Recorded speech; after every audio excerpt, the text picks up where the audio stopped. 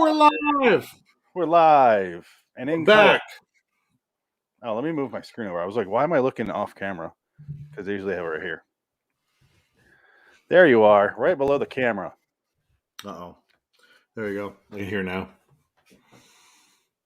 Camera's right here. There.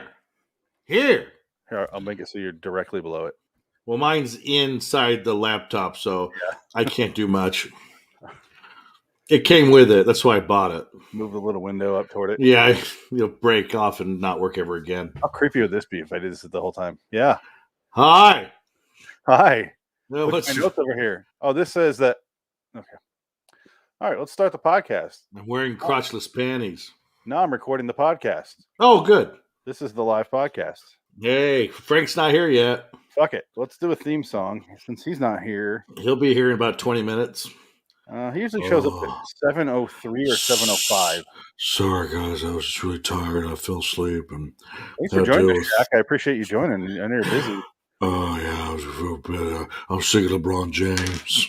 You do commercials for fucking everything now. I'll do my insurance commercials. You got insurance? The General's got insurance for you. He also does an ink printer commercial. Really? The inkjet or the refillable ink. And then he started doing Papa John's commercials. Really? I think I've seen maybe I've seen the Papa John commercials. And I think he still does his Icy Hot. I got my Icy Hot, my Papa John's. I'm okay. So what do you want to hear for theme songs? Simpsons. Great Caesar's ghost, a talking Krusty doll. I'm Krusty the Clown, and I love you very much. That doll is evil, I tells ya. Evil! Evil!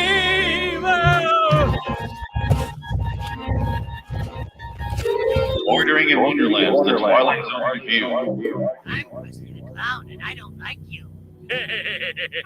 I'm Krusty the Clown, and I'm going to kill you. Didn't even pull the string that time. Hello, citizens. Welcome to LIWTheTwilightZoneReview, episode 253. We watched The Night Gallery, 219C, DeadWeight. I'm Phoenix West.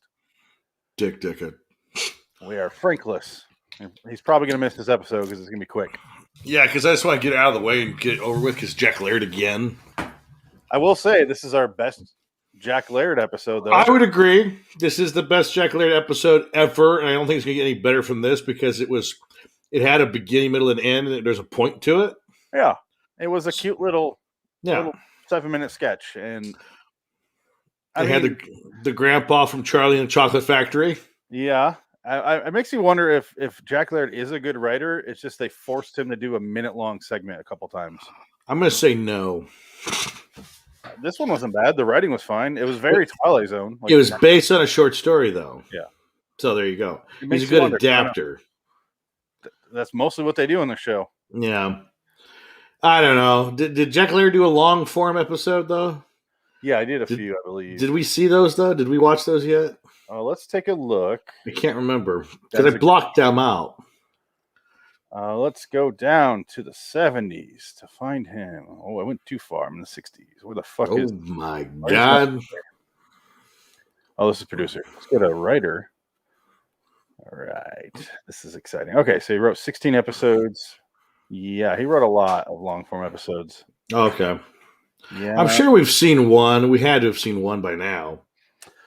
We watched How to Cure the Common Vampire. We watched Terrible. DeadWeight today. That was good. Frank, just 1 second. We watched no, we haven't watched a full one yet. Oh, okay, well, there we go. Done like 2 full episodes of this. So, hi, Frank. Yo, what's going on? So this is another Jack Laird one. It's got more going on. What does he love about that line of "couldn't hurt"? Was that in this one? Yes. Because he also offers him a share and he goes, "Couldn't hurt." Okay. Like, was that a callback to? I think it was. I think he has a macro universe and everything is involved in it. It's the Jack Laird verse, much like the Marvel verse, the Marvel universe. What a terrible idea! What a horrible universe! Can you imagine living in the Jack Laird verse? What a horrible, horrible way to go. Hey, everything would be really short though and stupid. Well, I guess that's life. So I guess we are in the Jack Laird universe. What is sherry? It's like an after dinner wine. You can also cook with it. There's cooking. It's like a sweet wine, basically. I'm not a fan, but Fraser Crane was. Who? Did you ever think Fraser Crane was just like the comedic version of Anthony Hopkins and Hannibal Lecter? He kind of reminded me of him. Sure, why not? Who's Fraser Crane? From Frasier. Remember Kelsey Grammer, Cheers spinoff? That's his name was Fraser Crane, but the show's called Frasier. Norm. Yeah. Norm, yeah, exactly. Norm didn't get his own show. I don't know how you go from a stat alcoholic to a radio DJ in Seattle. Very easily, actually. You'd be surprised. Just look at Danny Bonaducci. He did it. I don't want to look at Danny Bonaducci. True story. Oh yeah, redhead. He did. He boxed in an AC. Oh yeah, He did that too. Yeah, he's had a one life. Danny Bonaducci has, and nobody likes him. I wish someone would turn him into dog food and send him to Argentina. Yeah, No, Much like this episode. Yeah, he's been a disc jockey in Philly for like 10 years now. Yeah, he's in Philly now, I guess, huh? Yeah. Because he was in Seattle for a while. And then I think he just goes from whatever city will have him. Well, I mean, you can't Why get not? in Philly. I mean, he should have a series called The Traveling DJ, where it's like the Incredible Hulk show, where he just drifts from town to town. And it's the same, but it's the same music. Yeah. Do do do do Yeah. do do do do do, and he cries every time. Don't make me angry. I don't like it when you make me angry. What are you gonna do, Bonaducci? Hit me? Yeah. every time he drives, down the Schuylkill into Philly, just The Schuylkill? the Schuylkill. No, Schuylkill. It's I'm called even the more Schuylkill. lost. Wow. I can't spell it. It's like SKQUL. Wow. It's a river. Oh, okay. That feeds into the Delaware. Oh, wow. Interesting. And it's like this big fucking cliff, and it's like this 2-lane highway that takes you out of Philly into Someone fucking else terrible. into Pennsylvania, like the opposite way from Jersey. So like whenever we got to drive out to Indianapolis or like anywhere west, we have to go over the Delaware and through Philly onto the Schuylkill and all the way to the Northeast Extension, and then take. So this is the only road out of town. There's one. That's it. Jesus. Just one. Yeah. Like the Simpsons. You are fucked if it's rush hour. Yeah. Good God. I was going to say. You think about it. My father drove it 4 times a day. Oh, In an 18-wheeler. running meth? No, he cooked it in the. Oh, he didn't run it. Okay. No. That was the biker's job. Oh, okay. See, that's clarification right there. Yeah, he sold it to the pagans and the warlocks. The pagans. The Warlocks? The pagans and the warlocks. Yeah, that's the biker gangs here. Do you think they had a situation where they had to go to the guy from Charlie and the Chocolate Factory to get out of town real fast? Like this episode of Night Gallery? Well, I mean, 47 years. They Yeah. probably, Wouldn't doubt it. yeah. You think Breaking Bad took this idea for Robert Forster? What idea? This episode was like, yeah, that sounds good. Fuck. It's a short story. It's really short. It's literally just an idea. Yeah, it's an idea of it. Yeah. Anything else? It's just Yeah. what if It's a 1-page episode. I mean, It is. That's all it is. Yeah. it had everybody's fucking No. lines on it too. Didn't you think Frank, his dialogue, the main character's dialogue, the criminal his dialogue felt very 59 Twilight Zone. I Yeah. really couldn't. I couldn't stop thinking about Charlie and Chocolate Factory. Is that what it was? Yeah, Grandpa Joe has a side hustle where he turns people into dog food. You have a golden ticket. I just got out of a bed with 5 other people. What a lazy fuck. That's I always thought Grandpa Charlie was just a fucking lazy bastard. Wouldn't get up to help his family. Piece of shit. He walked just fine through an entire chocolate factory And floated to the surface or to the top of the Fizzy's lifting station. yeah, and could burp on command like Yeah. a lot without Yeah, throwing up. He's an asshole. He was lazy. He's a byproduct of laziness. He fucking danced after Charlie said he's going to take him there. I think he's the first millennial. That's what it is. Lazy and stupid. Were they just shitting and pissing in the bed? I think they were, yeah. It's got to be a weird sexual fetish thing because he liked being in the bed with 3 other old people. And how did he get that chocolate bar for Charlie that one time? Remember when Grandpa George's like, "Hey, Charlie, come here. I got you something. Oh, maybe it's the kicker." And it's not. It's just a chocolate bar, but we saved more money to get this for you. It's like, you saved 5 cents to get me a fucking chocolate bar? Thanks. Now we know how. He has a side hustle turning people into meat and selling Argentinian dogs. And that explains where he got the chocolate bar. Well, I mean, every once in a while, the only one that worked in the house would drop a dime out of her pocket, and he would, in the middle of the night, go pick it up. He go pick it up, go buy a pack of cigarettes and a chocolate bar. Yeah, Fucking rat. he had, you know, he didn't have a job or anything. Lazy fuck. Well, 15 years of sending people to Argentina and different places.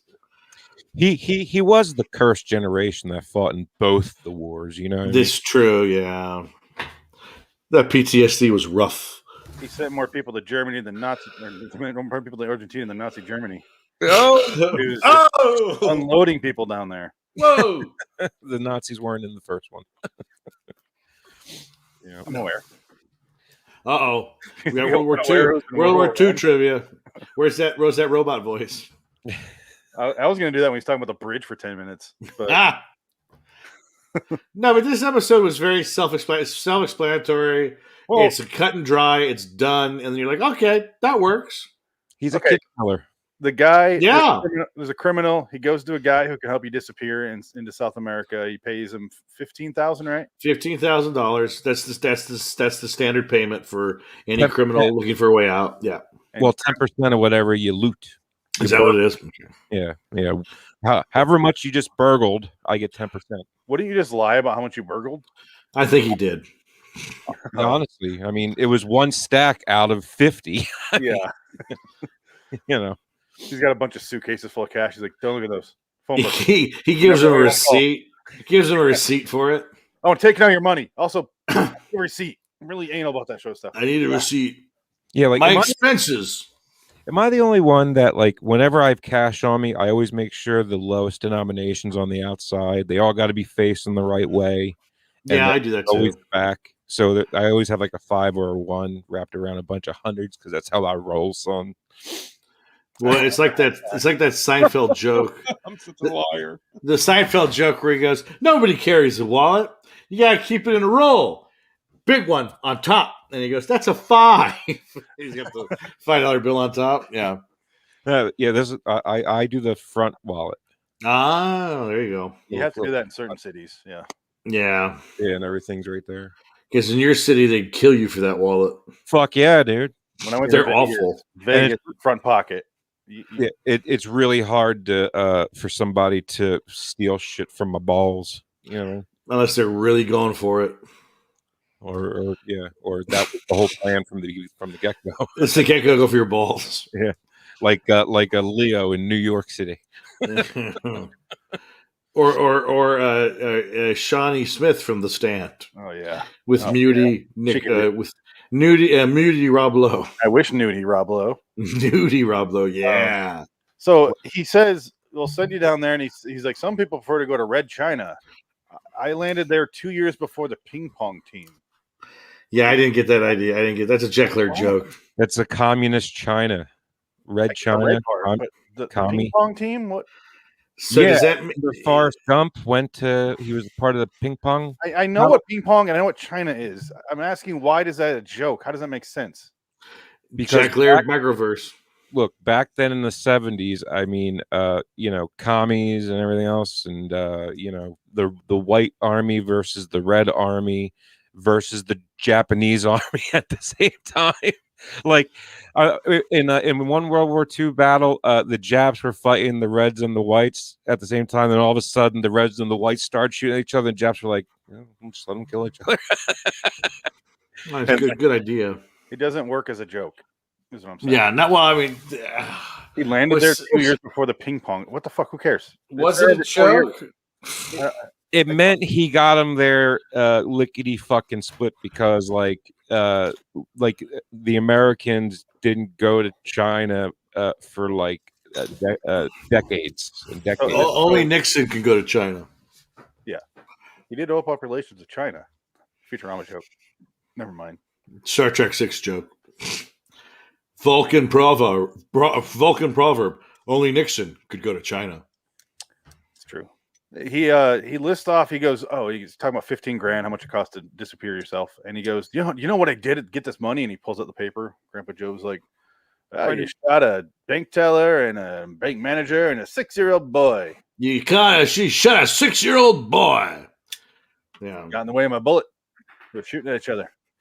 Not for nothing, but bullets are really quick. So well, he said he had a 44 Magnum, though, right? 45.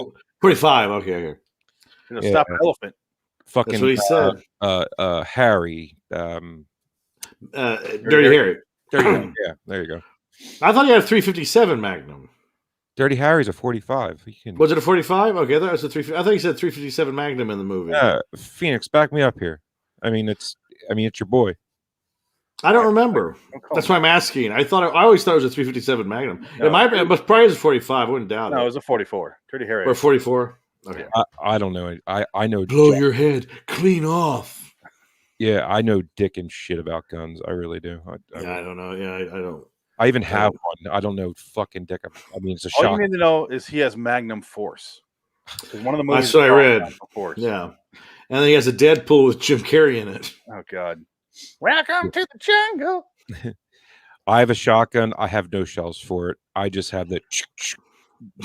All you need is that sound in the middle of the night. If someone's breaking. Thank you, Phoenix. I don't want to kill you for my TV, but if you got the balls to keep on coming after you hear that, then I don't want to fuck with you. if you hear click, if you hear his click, and still's like, I'm still coming up. You're like, I'll help you load it. Yeah. Do you want my wallet too? You're probably on meth and you won't feel it, even if I did. You gotta do the buckshot. Hit him with the butt end of it. That's all you got. Right. You gotta do the buckshot, dead shot. Buckshot, dead shot. Yeah, like I mean, I would I would dodge a draft so fucking quick. Like if I even got word that there was a draft that was going to happen, and I would actually. Yeah. And what I heard about that fit to even be accepted. I'm going. I guess what I heard about the draft. This is a story from Tom Savini, the makeup guy. He said if you got drafted, you were going to the front lines. But if you volunteered, you didn't go to the front lines. You went and served a term for a year, a contract, and that's what he did. He volunteered, and he got out of the front lines. Well, you go to the Air Force, like the Navy. I think is the no. He said anything. He could pick his place. He could, if you volunteered, you can pick wherever you want to go. I think if you got drafted, you were going right to Paris Island. No, you get drafted. You're going to fucking Daddy Mao time. It's done. Like you're going to the front lines, and you got a gun. No. You're ready to go. Well, Paris Island is where the Marine boot camp is. Yeah, well, I mean, that's where they trained, and that's where they sent them off. Well, yeah, the boot camp. Yeah. Well, that's what I mean. Yeah. Yeah. I'm not saying they didn't go to boot camp. They were straight to Vietnam as soon as they got drafted. They put them in a bus and sent them to Vietnam. Yeah, no, they don't drop them in the jungle without. Here's a gun. Go out there in the jungle. Shut the fuck up. That's the Soviet Union. Yeah, that's what they did. Here's a gun and 3 bullets for 7 of you. Go. You only get one. Have fun. I mean, they really didn't see it coming. I mean, Stalin was an ostrich with his head in the fucking dirt. So he offers him some sherry, and then he makes fun of his drink. And then the sherry is poisoned.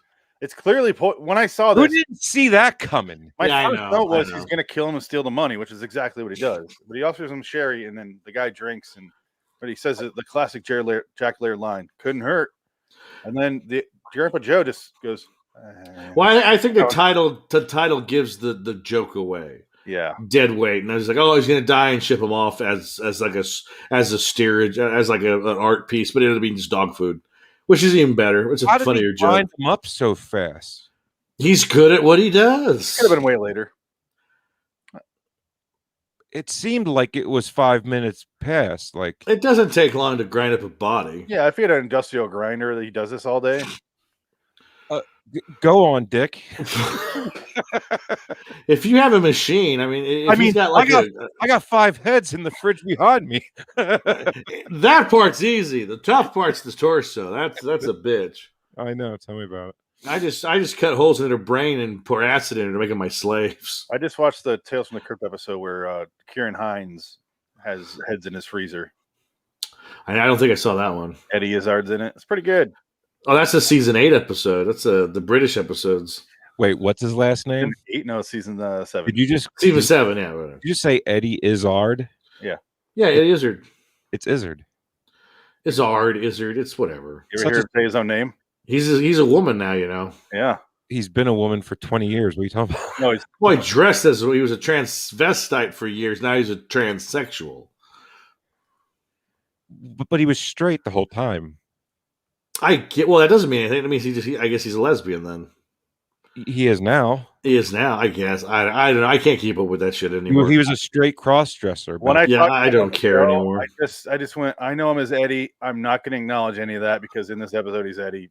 Yeah, that's fine. Out of my hand. I don't want to talk about it. Oh, it is it. Hey, as long as he's happy, I don't care. I mean, I don't care. whatever.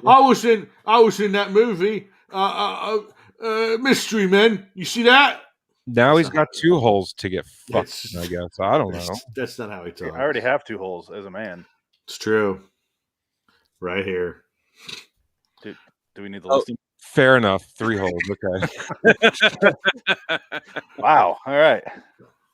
Do you not have an asshole? No, it's a No, that bag. was the first thing I thought, and then I didn't think of the mouth, but all right. Yeah, well, that too. No, I was talking about one of the eyes. Oh, Oh wow, Yeah. nice. yeah, Here. baby. Here, you know what I mean? There's some girl on YouTube. She's got like no. she's a collector, like a toy collector. I just stumbled upon this in the deep rabbit hole of looking at toy videos. She's got an eye patch on, but she wears like low cut stuff because she got titties and she always shows off her titties. I was like, who is this person? She's got one eye and 2 tits. Go figure. I know that's fucking nuts. I mean, It's wacky. she probably started out with Bizarre. 2. Ready? Maybe. Ready? Eddie Izzard. Oh, there you go. The Well, computer's right. Yeah. I've been living a lie. Yeah. Bow down to the computer. For us in America, we like to say Izzard, but that's not that's not how he says it. So I Weird. remember, I Yeah, it's been a remember while. his comedy special on HBO back in the day. It was good. He's funny. I love Dress to Kill, and it wasn't until a Yeah, friend that's pointed what out it's called. wearing women's clothes. I was like, oh yeah, I've seen that thing 15 times at that point. I'm like, oh yeah, he is. Do you Yeah. have a flag? Didn't even think about it. Yes. Well, Yeah. then. Like sorry. we were what, Phoenix? We were like what, 10? I was Right. 13, Yeah. 97, 90, yeah. Well, 97. have you ever seen that movie where Gene Simmons was a transvestite monster villain with that movie with what's his name, Uncle Jesse, Yeah, with John Stamos. John Stamos? Yeah. The movie was What's it called? I Fear forget. That I- Yes, I think you're right. Yeah. It was a It also had bad, divine nudity. bad movie. What was it called? Too Young to Die. Never heard of it. It's like John Stamos is a secret agent. And he's going after Gene Simmons, who's playing the transvestite murdering psychopath. And George Lazenby Oh, lives himself? as his dad. Pretty much. So in the Jo- movie, George Lazenby is his dad. So James Bond Yeah. is his dad. He's literally playing James Bond Jr. They won't say it. Oh, Gene Simmons. Hello, how are you? Did you buy my comic? They found the Bond who was the most desperate for work. They would say yes. And we didn't I'll know. do it. Did he talk? Did he talk about? Did he talk about himself in the third person in that too? I don't think so. I'm sure it was hard for him. Yeah, he struggled. Nobody- George Lazenby also featured in the Emmanuel series. Nobody loves Gene Simmons more than Gene Simmons. No, that's true. That man is in love with himself. I don't love- like his music. It's terrible. I love myself. I fucking cannot stand that band. Kiss. Yeah, just awful. They just So- texted me. The only plot points are turns him into dog food, and his Yeah. his sign says Bolivant's mystery mixture. Sign says, "Stay away, fools, because love rules at Give- the Love Shack." Give your dog a treat. It's out of this world. Yeah. So I think he's just grinding up the bones and everything, and just Yeah. giving it to Argentinian dogs. Yeah, why not? Smart. A I B do it. a B-52 is a plane. Yes. So yeah, that's pretty much the episode. There's not much more to talk about, honestly. I mean, it just, not much to it. This episode is pretty. That's it. Yeah, we have literally talked about every line said. Pretty Yeah. much.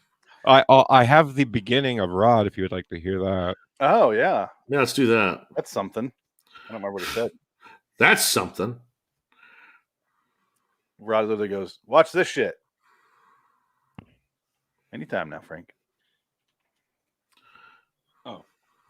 Plugged it into 3 instead of 4 instead of 3. Sorry.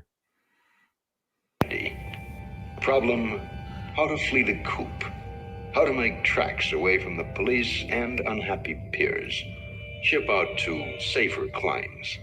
The story of a chap who, if he'd had it to do over again, would have remained where he was. He finds out that he is precisely what is the title of the picture. DeadWeight. They don't let you have any mystery in this episode. Not really. You might as well said he's gonna be turning the dog food. Off with the E. Go watch it. Yeah. And like the painting was him and then / dog food can. Was it? No. It might as well. I was like, I mean, I would have bought that if you said yes. it could have been. I mean, does anybody ever look at the painting ever? Well, it's like literally a Oh, I do. I like the paintings. only if it's really cool, but sometimes he's on screen for 12 seconds, so you don't see it. But I pictured the painting being the picture of the man and a dog food and just an arrow going into the dog food can. Like Yeah. that would have been. I should re-edit these and put in really stupid paintings in the background. Or like him in a can going, And then Grandpa Joe putting the lid on. just It would have been like a propaganda poster where he's putting them in there. it'd be the teacher in the wall. Yeah, the kids in the grinder. Whatever. Gotcha. Pink Floyd reference. Yeah. My hands sweat Oh. just like 2 balloons. All right, guys. What are we It giving felt. it a score? Like I give 2 it a 6 because it's fine. I give it a 7. I think it deserves more than a 6. Just because this is the best Jack Laird episode ever so far. It was. The acting was really good. I'll give it that. Yeah. That's fine. I mean, I'll forget about. I already forgot about this episode, but I mean, Agreed. when I did watch it, it didn't anger me. Yeah. But you Just still give like- it a 2? Yeah, I gave it a 4, but 2. it's a night gallery episode. I mean, Your score has doubled. well, yeah, they've been. Yeah, this is the best night gallery episode so far. Wow, that's saying something right there. No, it's not. I will say this: his other 2 shorts that we watched were god awful.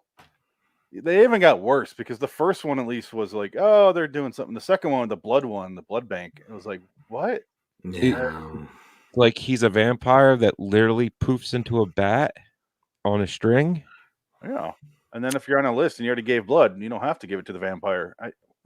It's like, well, why did you leave the blood bank to begin with? There's blood there. It's a bank. I don't think he was at the blood bank. I think the blood bank is the person. If I was a vampire, I would just go to the blood bank. I wouldn't bother. They do have a Tales from the Crypt episode about that. Yeah. I mean, there's plenty of blood So, readily available. yeah, not a bad idea. Maybe you have to drink it fresh. I don't know. Like in remember Like my kid. Interview with the Vampire, you have to eat it fresh. If they're dead. Jackson, if it's any older than 2 hours, he ain't having it. I have so much frozen breast milk in this house; it's insane. Do you put it on your shredded wheats? Is that what Dick was drinking before the show? He was drinking milk. I literally had to buy another freezer. She sends it to me in the mail via overnight delivery. I've heard that there are like women on Craigslist and shit that will like pay $1,000 a week for that shit. She was telling me about that last night. She didn't say the price, but I can't drink breast milk. I couldn't drink my mother's, so I had to be formula baby. That's why I'm so big. It's just no, really? Yeah. I couldn't drink my mother's milk. They had to give me formula, which has a bunch of fucking additives and preservatives and fucking steroids in it. Can you listen to Red Hot Chili Peppers' first album? No, I hate it. Okay. It's called That's why, because I didn't drink my mother's milk. Yeah, makes sense. I can't listen to Red Hot Chili Peppers. My ears bleed. Yeah. Oh, wait, that's because they suck. Yeah, let's get out of here. Okay. We are just talking about whatever. LIWstudios.com for me. Frank. Yep. Dick, anything? Nah, it's fine. All right, remember clockwise. Until next time, in the meantime, I'm Phoenix West. I'm Frank Links. Dick Ticket. Fuck you, Frank. I'm supposed to be there. There you go. Well, if you're fucking late, you're fucking late. You sit down on the shelf, you douche. You stay in your corner. All right. So long, All sir. right. It's 2 minutes late. We're way more than 2 minutes late. It's 10:02. We didn't go live until 7:03. Okay, 10:04 because I had to I couldn't find the fucking. It's okay, Frank. You work nights. He had the day off. There's no. Yeah, but still. Yeah, that lasted all about till 10 in the morning. Yeah, right. And I got home at hour and a half, 2 hours ago. Wow. Where'd you go? Burlington. Errands? No, I had to go to Burlington ShopRite because the steamer fucking tripped out again. Oh, okay. So you worked on the steamer? Seafood steamers. But you worked on them? Is that what you were doing, or? Oh, I was troubleshooting while there was no power. Oh, okay. Well, he's got paid. You made some money. Let's do a long form episode from the get-go. There you go. You didn't say the price, but all right. What's that? That was the show. Oh. Well, I will say this episode of Twilight Zone was actually surprisingly decent. Which one we doing next? Both of them. A message from Charity. I was surprised. This okay, yeah. Because I was really expecting to hate this fucking thing. Nay, thou speaketh to me in this way? I mean, I don't think they talked exactly like that back No, they didn't. And it's annoying. That's what was pissing me off when I was watching it. How's the podcast going, guys? Are we live? No, we're live, but why the fuck are you talking about the episode so much? Oh, I'm sorry. I can repeat it. It's easy. Yeah. Thou'th Dick inneth Twilight Zone. Yeah, I'll start the podcast. Oh, fuck. Of course, make me do the audio shit. Uh-oh. Just because Shakespeare wrote that way doesn't mean everybody talks that way. And it wasn't even the right period. I know. It's like, is this Victoria? It was 1699 because 1704. That's when that guy got busted. All right, now we're on the podcast because you guys won't shut up about it. So. Oh yeah, thank you. That's a good way to start. That's right. Oh shit. Let's do Futurama and let's go this one. You're on a scenic route through a state recreation area known as the human mind. You ask a passerby for directions, only to find he has no face or something. Suddenly up ahead, a door in the road. You swerve, narrowly avoiding the scary door. Bordering in Wonderland, the Twilight Zone Review. I have combined the DNA of the world's most evil animals to make the most evil creature of them all. It turns out it's man. Hello, citizens. Welcome to LIW The Twilight Zone Review, episode 254. Today we watched Twilight Zone 1985, 106B. A message from Charity. These titles are getting so long. I'm Phoenix West. I'm Ring Links. Dig it. Welcome, guys. And now, continue. Thou'th looking into my eyeth and seeing the bird fly in the sky but it's not a bird. It is a metal container with people in it. Thank you, thouest dick in the Twilight Zone. I That's appreciate right. They literally talk like that in the episode, and it's annoying as hell. Really unnecessary, but they really play it up in this one. Yeah, and she talked like that about 70% of the time. Yes. I would say even 90%. It was a lot. But there were breaks where she stopped. there's breaks where she breaks her acting. She's like, "What the hell is this shit? Why am I writing this?" She's like Jonathan Nolan. She turned into Jonathan Nolan midway through the series. Do you think they jerked off talking to each other? Oh, absolutely. That's what I was going to get to. That's the only thing I could think about is like she's just like, "How do you walk with that thing?" Oh, I'm feeling something so soft. Oh, it's getting hard now. This is interesting. What is this? Yeah. Why is my hand like moving? Oh. And then I was go to a mirror. Let me see your face. It's like, yo, can you please go down there and man the boat with your hand? Right. That's right. Because say what you will, this was no chick that looked like someone from the 1700s. She was ready to go. She was well developed, ready to pop out of that cotton dress of hers from the puritanical side. Ready to give that guy some charity, if you know what I mean. Oh yeah, charity and a half, all 4 inches. I would dig in them cheeks with a spade shovel, son. Goddamn right. Thouest wettest yettest. I wish this episode was called Wettest Yettest. That'd be amazing. So it's essentially okay. So when I started watching this episode, I immediately was like, "Oh Christ, no! What is this?" And then they started getting into it, and actually, the episode is actually not bad. I actually enjoyed it. I thought it didn't go where I thought it was going to go. It was actually kind of a sweet episode. And that 37 mark, that 37 time running was going to scare the shit out of me too. I was like, I can't do this. I can't do this for 37 minutes. Yeah, like 5 minutes in, I'm like, oh fuck, shit. I cannot take this anymore. She shut the fuck up. Yes. The beginning is Charity's dying of some weird virus thing. James Cromwell is her dad. Captain Trips. Yeah, he says that her mom died of birthing, which was a way to die back then. Oh yeah, happened all the time. Charity sees a bunch of visions of a car. Yeah, is that what it was? And then the pig babe came in, and he was just like, "Guys, you just boil the water. Yeah. Don't eat that pig." Yeah, she saw the car because from Peter's view, he could see his brother watching that car chase. Oh, okay, that's right. Yeah. Then it's just them seeing and repeating what the other person's seeing. Yeah, and they could feel and experience what the other felt and experienced. I felt bad for Peter because she's got water from a well. Yeah, it's like, what is she gonna do? He's like, is she gonna suck her own titty? Like that's all she can really do. Because she can reach it. It's pretty big. She could do it. She could lick her nip. I guess it's not a bad trade-off. So I guess that works. Just do that. Yeah. That's what we didn't see. That was the director's cut. So look, I showed you an airplane. I paid for a ticket to ride in an airplane. The least you could do, suck a titty. Think of that shit. Can I taste your tit?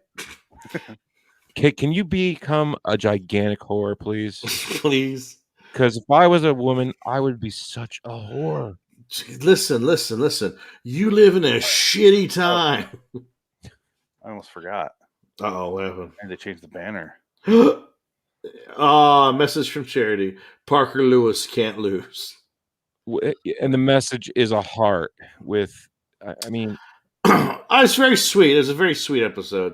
Yeah, but I didn't think it was going to go that way, and I was kind of like, okay. I was really hoping they were going to burn her. Well, that's it. I think that would have been the most obvious ending, and I think I'm glad they didn't go with that. Go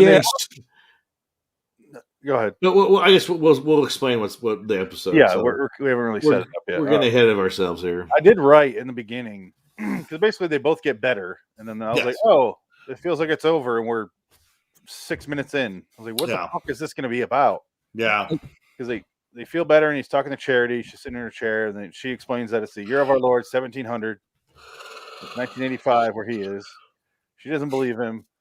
And then he goes on like this, basically what equates to a drug montage where he's like eating fucking everything and drinking Pepsi and like, oh, shooting up black tar heroin. Like, this is what this is like. Ugh. She's like, stop it. That's what I want. And he smokes a cigarette and puts it out in his arm. You feel that, bitch? That's what we do for kicks in the fucking future. Hey, Charity, this is what it feels like to blow a dude in an alleyway. I paid DiCaprio to blow him. God, this kid's fucked up. Like, that's the version I want to watch. And it's Tom Paris from Star Trek Voyager, or the guy from Masters of the Universe, if you prefer. I do. Nobody prefers that. Exactly. No. This is a guy from Star Wasn't that Trek. He-Man? Right? Yeah, He-Man. He was in the He-Man movie. Wow, it's the same guy. Yeah. That movie was awful. You know what I was hoping for in this is he eats all this garbage and she's the one that gets all the weight. So he's just like that would be food down his face. Now that would be clever. That would be an interesting like, stop episode. It, Thou. Thou is He's the a size genius. of a sow. He's already going to MIT next year and shit.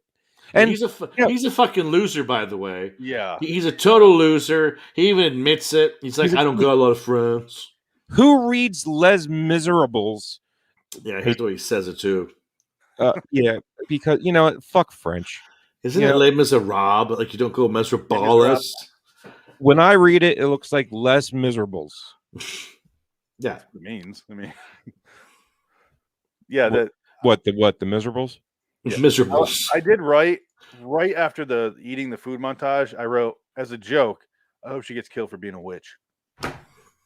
And then, sure as shit, it happened. Well, that's where I thought it was going to go. That's exactly where I knew that from the get go.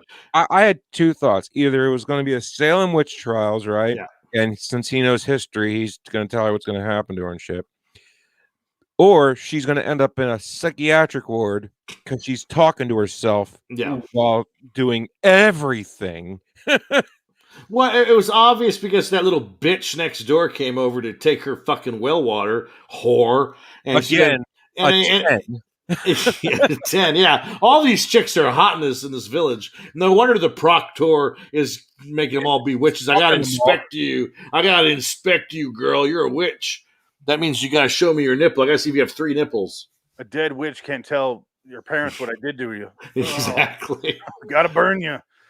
Sorry, it's the rules. Can't mix up the rules. I wonder if your younger sister did get me thinking, though. Like, not for nothing, but it's a great way to get away with rape. Well, I think that was a big part of it, yes. Mm-hmm. But what cracks me up is, even in this time period, people had common sense to know that when the whales were poisoned, they'd figure it out and be like, you know what? The deduction here is that the water is bad. That's why we're all getting sick. So we should probably figure out a way to get more water. They wouldn't be this stupid. Now, granted, there were witch trials, but not to this degree. And when the witch trials were done, they were so ashamed of themselves that they all admitted that it was bullshit and they knew it. And they all realized what they did was wrong. And so they kind of made laws to stop it from ever happening again. And this actually did happen in America at the time. And here's the thing: the whole witch thing, nothing new in the world. I mean, Europe been burning witches for fucking centuries. Yeah, well, it's an excuse for getting rid of your dirty laundry, basically, and that's what they did. Yeah. If you didn't want to pay somebody, you said you're a Jew and a witch, bye, and then you kill them, and that's all you had to do. And that's basically what these kingdoms did. They owed money to these people who were groups of something, and they said, "Oh yeah, heresy, witchcraft, go get them." Yeah, and they never burned anybody at the stake, by the way. No, yeah. Well, it's greatly exaggerated, the witch trials and all this witch shit.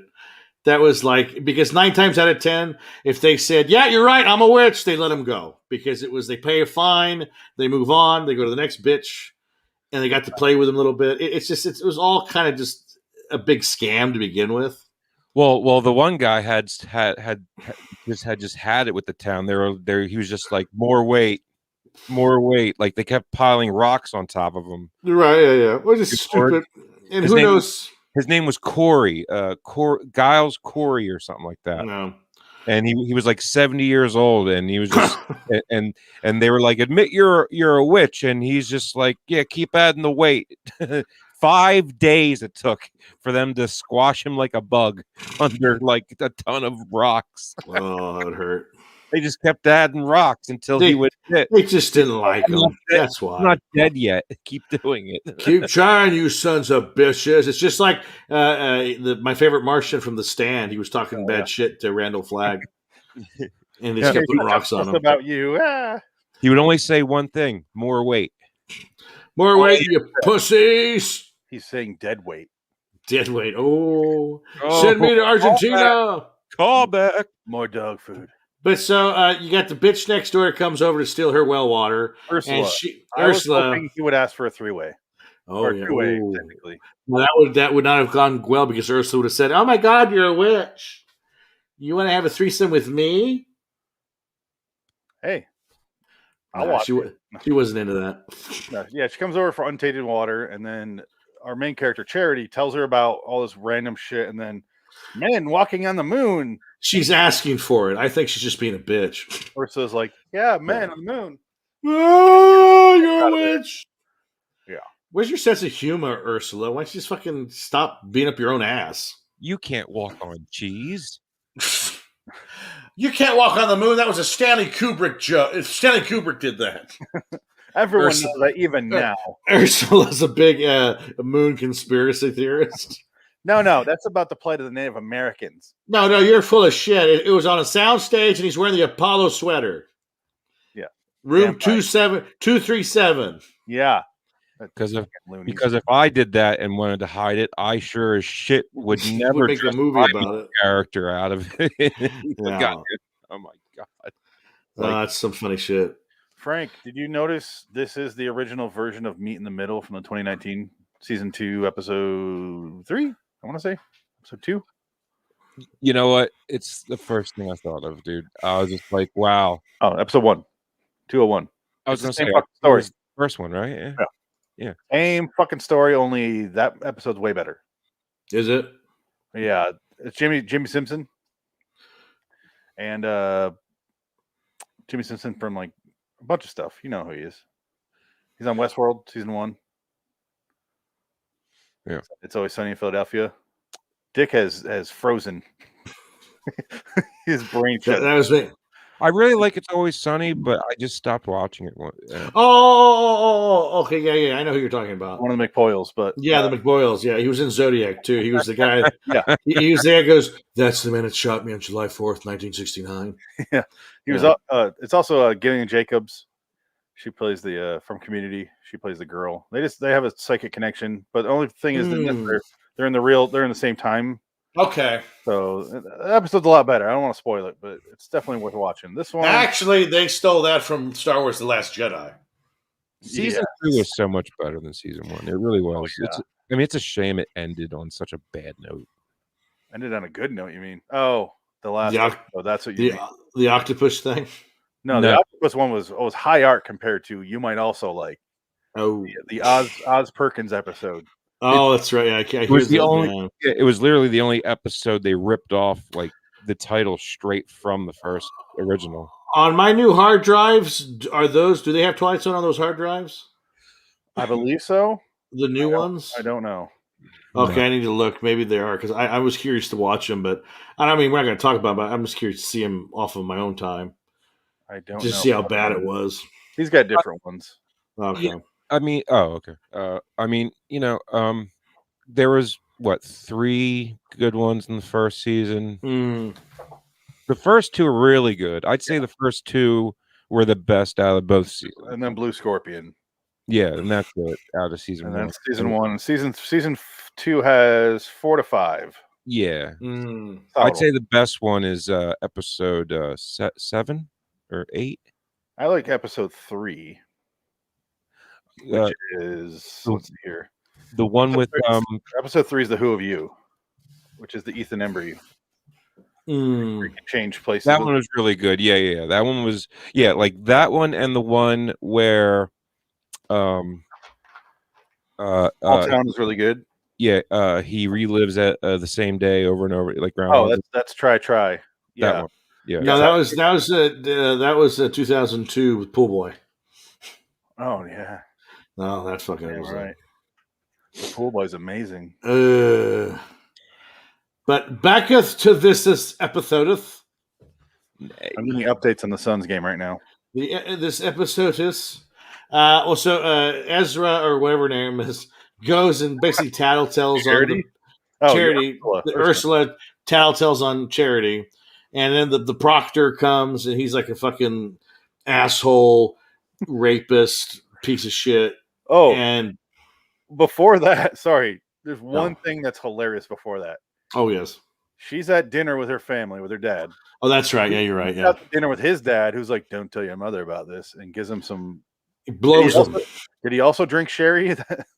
Yeah, but he drinks. He took 3 sips of fucking Chardonnay. Chardonnay, yeah. It's like white wine is pussy shit. White wine, yeah. That's like pussy shit. Imagine a young girl who probably weighs 90 pounds, who's never had alcohol before, and is malnutritioned. Maybe it just got a really shit face. She goes to church every Sunday. Of course she does. Well, I don't think they were Catholics back then. They Yeah, were more they weren't puritanical. They were probably Dutch Protestants. What? Is that just a Catholic thing? Yeah, that's just a Catholic thing. Yeah. Wine is a Catholic thing. And it's usually any other base than it would be red wine if it was anything. They didn't really have white wine back then. Yeah, but she gets shit faced after 3 sips, and like her dad's like, "You're sick. You get to bed with ye. Get to bed with you, or I'll cut you like a fucking pig, you whore." Do you know who I am? I'm Jamie Cromwell. I found warp drive. I invented it. That shit was so disgusting. Always left such a horrible aftertaste. Yeah, I don't like Chardonnay. I don't like white wine at all. No, It's the gross. cracker that they give you. It's disgusting. Oh yeah, And then your mouth is all dry and shit, and you're like, got to kneel again and get up and kneel and sit, kneel, get up. Yeah, well, yeah, it's that whole ritual thing. It's rough. Yeah, cults. Not fun. That's why I love It's Always Sunny when Charlie goes to church and it's like sit down or kneel, and he says it gets back up and he's like freaking on the pew. It doesn't end, dude. Yeah. It's just like kneel, sit, stand, kneel, sit. You can't hear a word the fucker says because the place is so goddamn big. But you can't understand what he says because he doesn't know how to speak English. Yeah, 9 times out of 10, the priest is from another country. Yeah, because no Americans are priests anymore. Yeah, he. There was always an accented fucker up there, in a robe. Because all the American priests were sent to England and Britain because they were raping too much. Well, so yeah, they had to hide them around so much. They had to go hide them somewhere. You're welcome, guys. Hey. So the next day, he realized he wakes up. She's hungover. He's like, "Oh fuck, thou it's is Salem. spinneth. It's Salem." I was like, That's right. Yeah. Smart. Oh shit! It's like Salem. It's like he lives there. Shouldn't he know? I mean, yeah, exactly. No, he's an idiot. Yeah, He's it's trying like to get some tang through time tang. And that's I all- mean, it's like the Puxatani of fucking Massachusetts. Yeah. All of a sudden your town is overrun by a bunch of lunatics in fucking Halloween costumes. Halloween is not a fucking real holiday. I mean, I don't get it at all. It doesn't make any sense to me. It is in Tarrytown, New York. No.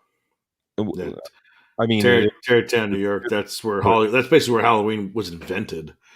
So it's a huge deal every October. Well, Hershey, Pennsylvania. Yeah. Well, that's where Sleepy Hollow was written. What's his name? Washington Irving's buried there, so that's why they have a big Halloween thing with the Headless Horseman. Okay, yeah. The squire shows up and asks Father Zephyr Cochran about his daughter. That's what I liked about this too, though, is you expect the father to just be like, "She's the devil, get rid of her," but he actually fights for her. Yes, which I liked. I thought, you know what, I didn't see it coming either. And I was just like, that's a good twist.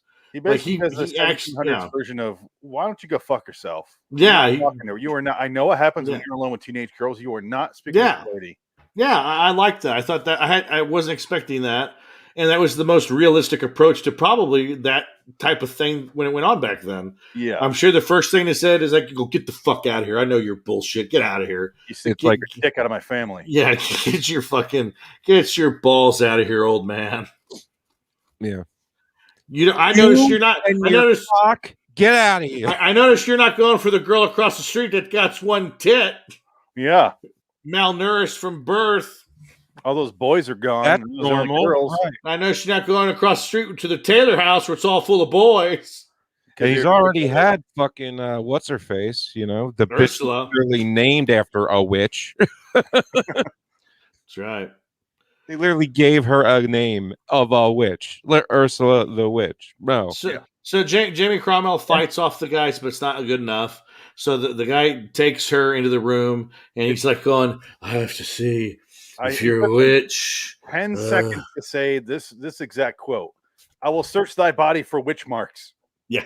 Take off your clothes. Take off your clothes. I need to look at your witch marks. I knew what I found. There's a slit. I found it. Let me expect That's the devil slit. Then walked in there. This is how you open it. I found the devil's button. And the devil's button. Peter's sitting there at school going, and just looking at his book like, what the hell? Whoa. What the fuck am I feeling? Oh my God. Oh my God. Wow. Oh, ow, my gooch. He's like, I'm going to stop him. He's like, no. No, let it happen. It's part of history. Don't fight it. Don't fight it. You can't change the past. You can't change the. It says in my book, you must come. Oh my God. Oh, it's so good. Oh God. Everybody just turns and looks at he's in the library. Yeah, he's just laying on the floor like, This is great. I love it. I wish I had a pussy. He's making the librarian look at him. Look at me in the eye, librarian. Oh. I'm not done. Hold on. I need to take my shoes off. Everybody's just. It's disgusting. So she fights them off. And it's good because she kind of like gives it back to him saying, "Oh, thou did the sameth to the other girl downtowneth." And she talked about how you toucheth her. And he goes, and so she kind of fights him. He goes away. And then this is where this actually, I really liked it because the Tom Paris / Masters of the Universe guy, he goes, "Wait a minute, what's his name?" He looks up his name. Yeah. Oh, here's something that you could use against him. And so it's basically he is 4 years after he died. He dies that summer. He dies of a flu or something. He gets his in the end. Oh, he's about to be executed. 4 years. Instead, he has to forfeit all his land and estate to someone. Yeah. To the king? I don't fucking know. Someone. Yeah, something like that. It was to the king, yeah. Because it was 1704, so it was before the Revolution. No bodies. And he buried 2 bodies in a winter cellar where winter apples are kept. Well, it's his cellar. He buried him. He buried the 2 guys in his cellar. And if she said, "Let's go look in his cellar," you'd find 2 corpses, and that's pretty much what it is. What the fuck is a winter apple? It's an apple you want to keep from rotting. So keep it there with the snow so it freezes. Oh, is it? That's what I'm guessing. That was my thought. Hey, listen to this podcast. You learn something new every day. Yeah. Wouldn't it have to be picked then? No, but though it could be picked. Maybe it's in a barrel. They're in a bucket. You fill it with snow and ice, and they last a lot longer. Oh, there you go. There you go. Yeah, but okay. That's using the old model. What are you picking it off of? A tree? A tree. I'm sure there's orchards of apples in the winter. No. Well, summer. You just put it away. Take it down, and then you put it on ice. Yeah. I can see that. I don't know if it's going to last that long. That's just what I thought. That was my first thought. Maybe they pickle it. It's a winter apple. It doesn't make any fucking sense. Maybe they pickle it. I don't know. Now with your horse apples and crab apples. This apple tastes like shitteth. My grandmother fucking had crab apples in her backyard. We used to throw them at each other until somebody got hit in the head with one. Those things explode and they're like rocks. They're like rock hard on the outside, but it'll be steaming in the inside. And you're like, how long has this been here? Because they're rotting. Yeah, they just hold all the heat inside. Yeah, it's just yeah. Dick, you grew up on a farm. You know what that's like. Yeah, nothing like that. Grew up on a farm. Well, it's just woods here. It's normal. I grew up on a farm where we put like beans and tomatoes. No animals. I never had animals. Oh, okay. I never had animals, but horses will walk around because people would be like, "I want to ride my fucking horse today," and you're like, "Why?" And you watch a horse. Well, there was horses, but not really where I lived. There were people that did that, but that was more like Oakdale. That's more where the mountains are. They're not where trails and shit. That's the big city. That's the big city now. Big see where the horses are. Out there where the Yankees live. And the Yankees over there, and they No, here we just calm developments. I mean, you know, there's Yeah. streets with houses. The public backyard. questioning of Charity by the Squire. Yeah. It's funny when I wrote this note, I went the public questioning of I forgot her name. And I'm like, it's Charity. the title. Charity Payne. I know. I forgot her last name. When I wrote the note, I forgot her name. And I was like, oh yeah, it doesn't matter. The fucking title. You could have called her Nadine. It don't matter. Yeah. And I was thinking like Charity Payne, like why is her name Charity Payne? It's way Payne. And well, I just there's no connection whatsoever to her name at all. Well, I liked how the guy took that guy's real history, and she kind of hinted at him like, "You try to fuck with me, I'm gonna fuck with you.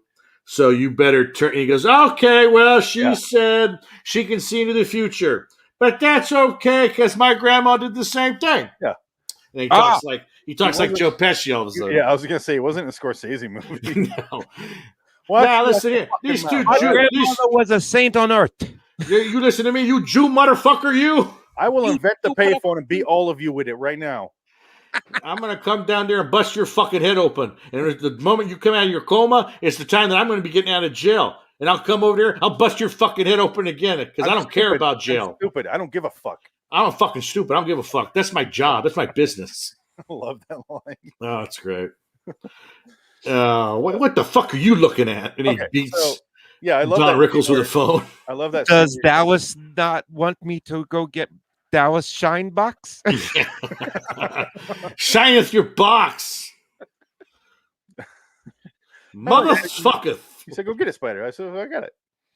All right, Spider. Thank you, Spider. I do love that scene where the Squire is like, "Yeah, oh, he doesn't play it. He doesn't play it way more obvious than you would expect. He just goes, I see. He gets it. He got it. Okay, and that's what I appreciate. It wasn't overspelled because any other time they would have made this episode, it would have been, oh, okay. Like, I seeth thou gamest. Instead, he just is like, I see. Yeah. The girl speaketh the truth. I've reached my conclusion. Who agrees? Yay? Nay. It was good. I liked it. And I like the fact that Charity comes to the conclusion that she has to kind of sever ties with this nerd because she finds out that he's not popular at all. And she's just like, I want a stud. You're not working for me. So she wants the quarterback now. So she's trying to connect to the quarterback of the school. Oh, wait, that was in my head. That's not this episode. Yeah. She broke up with him like a pussy over a thought. Like, at least send him a Back to the Future note. Well, she did. Peter Woods? She did send him a Back to the Future note. It was on a rock, remember? No, the breakup was not over the rock. Yeah, it was on a rock. She put his name and her name in a heart on the rock. That was after she broke up with him and then came back to him a year later. Yeah, she said, there's that note on the rock. Wasn't the breakup, though. That's not a point. Which, by the way, is this the longest, or maybe it was the next episode, has the longest narration of a Twilight Zone narrator. Because they kept this one had a look like at the end. Yeah, was it this one? Yeah, because I have it. It goes on for like 10 minutes. Oh, you're right. It does. It's long. Yeah, it's just like these play some of narrations it. are so forgettable. Yeah, I mean, I did chop it. That's fine. I just want to give an idea of what it is because it goes on for like 10 minutes, and he's like running through the streets. Like going to, there was a town, and the town had rocks, and now the rocks. Oh, yeah. It's just like, what? Anyway, here's a girl in the 1700s.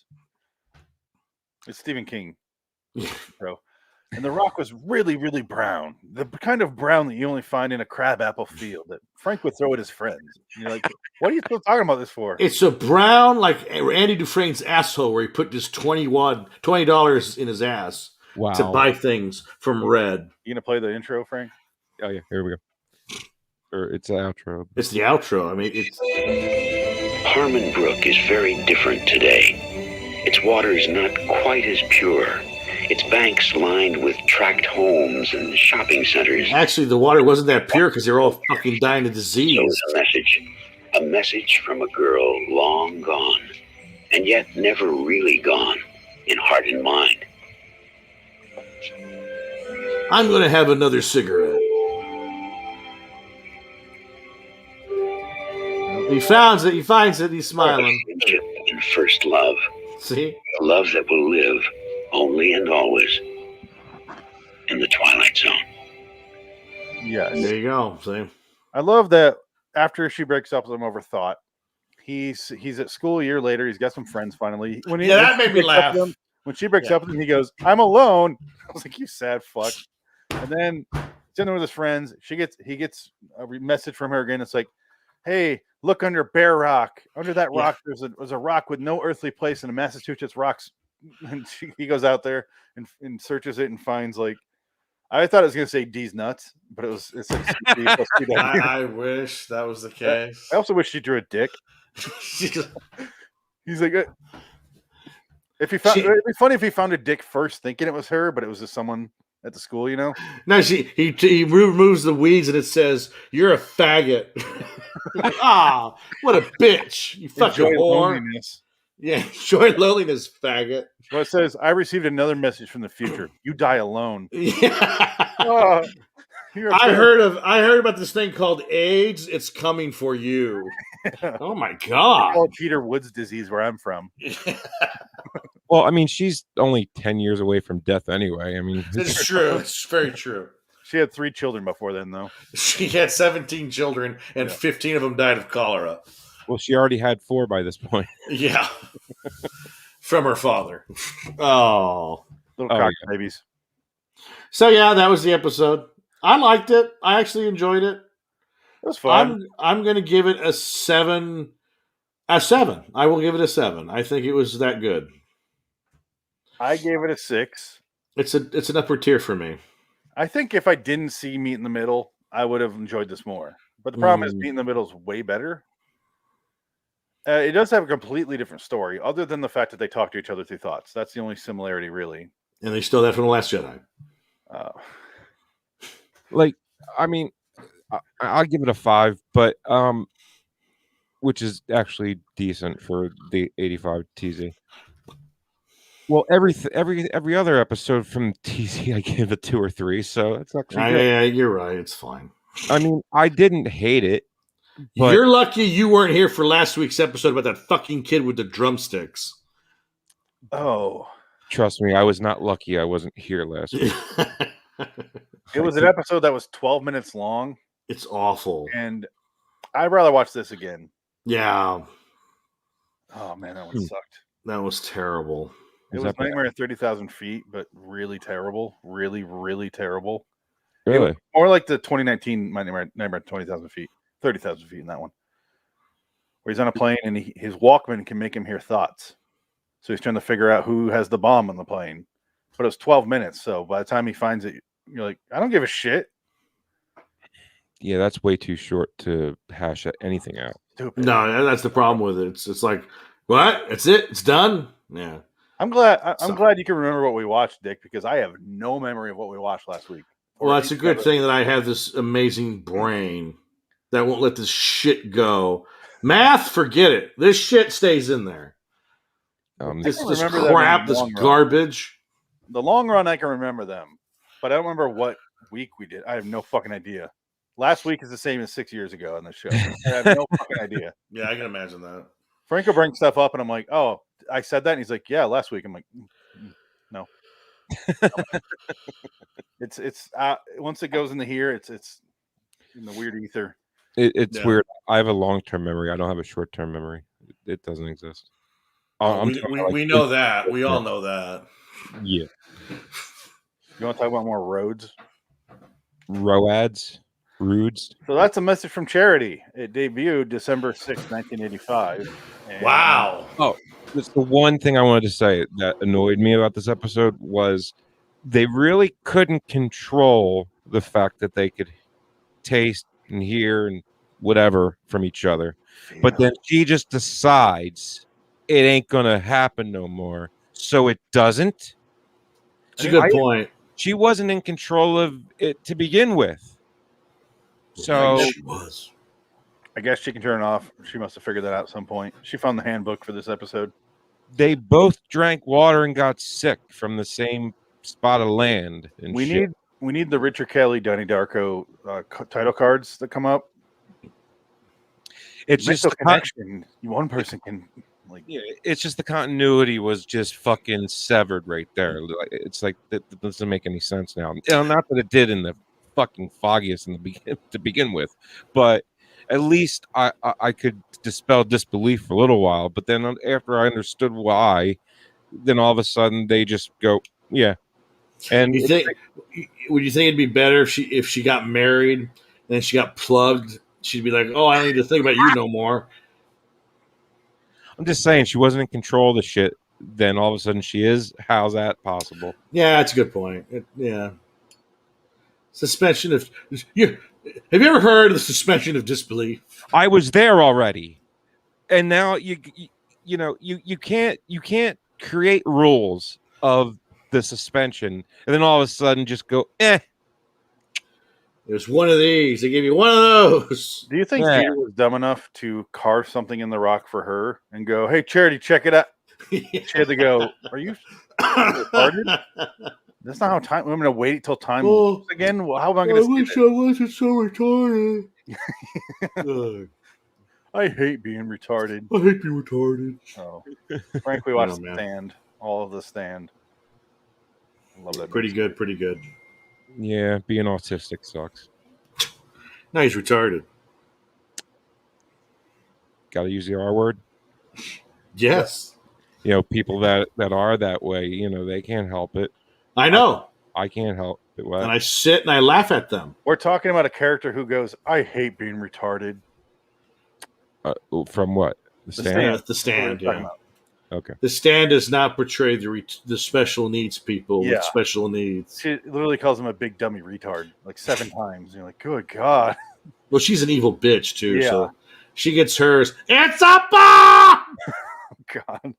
Find that clip. It's a bomb! Can you play that clip again in the next episode? I can play it right now. Right now. We're only 30 minutes in.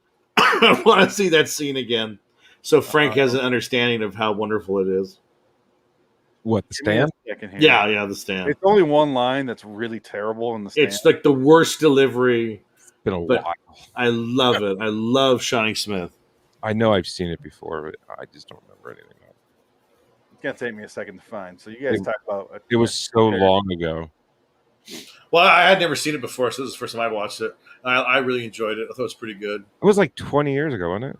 25. 27. 27. Yeah, shit. I'm getting so old. Yeah. 2 years away from 40. Fuck my life. You. Up here in a second. I'm literally like way past half my life is gone. If I make it to 60, it's a miracle. Fuck, it's a miracle I've made it now. No, your luck's going to be you're going to pay the final college payment for your child, and then you're going to be like, finally, I can retire. I'm getting a check, and then you die of a heart attack. All right. I don't know when the line comes up. Hey, Seconds here. It's the guy from Hot Shots Part D. Yeah. Miguel Ferrer. Greatest part of this. But Thanks, Topper. Now I can kill a here kid. it comes. Come back, you cowards! No, it already happened. Shoot him, boy. Kill the crazy. Did it? She's the first person to say it. And that's why it's so long. It's right here. It's where, it's the green eyes. All right. I think it's here.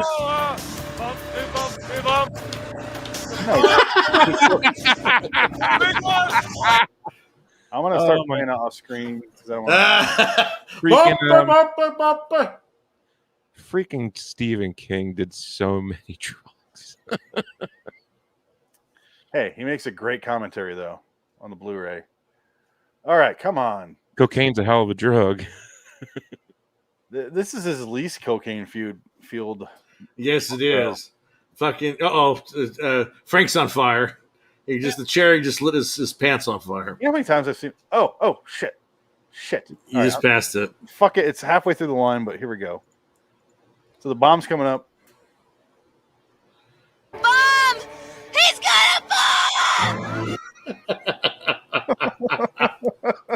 Oh God, I love that. I want that on repeat forever.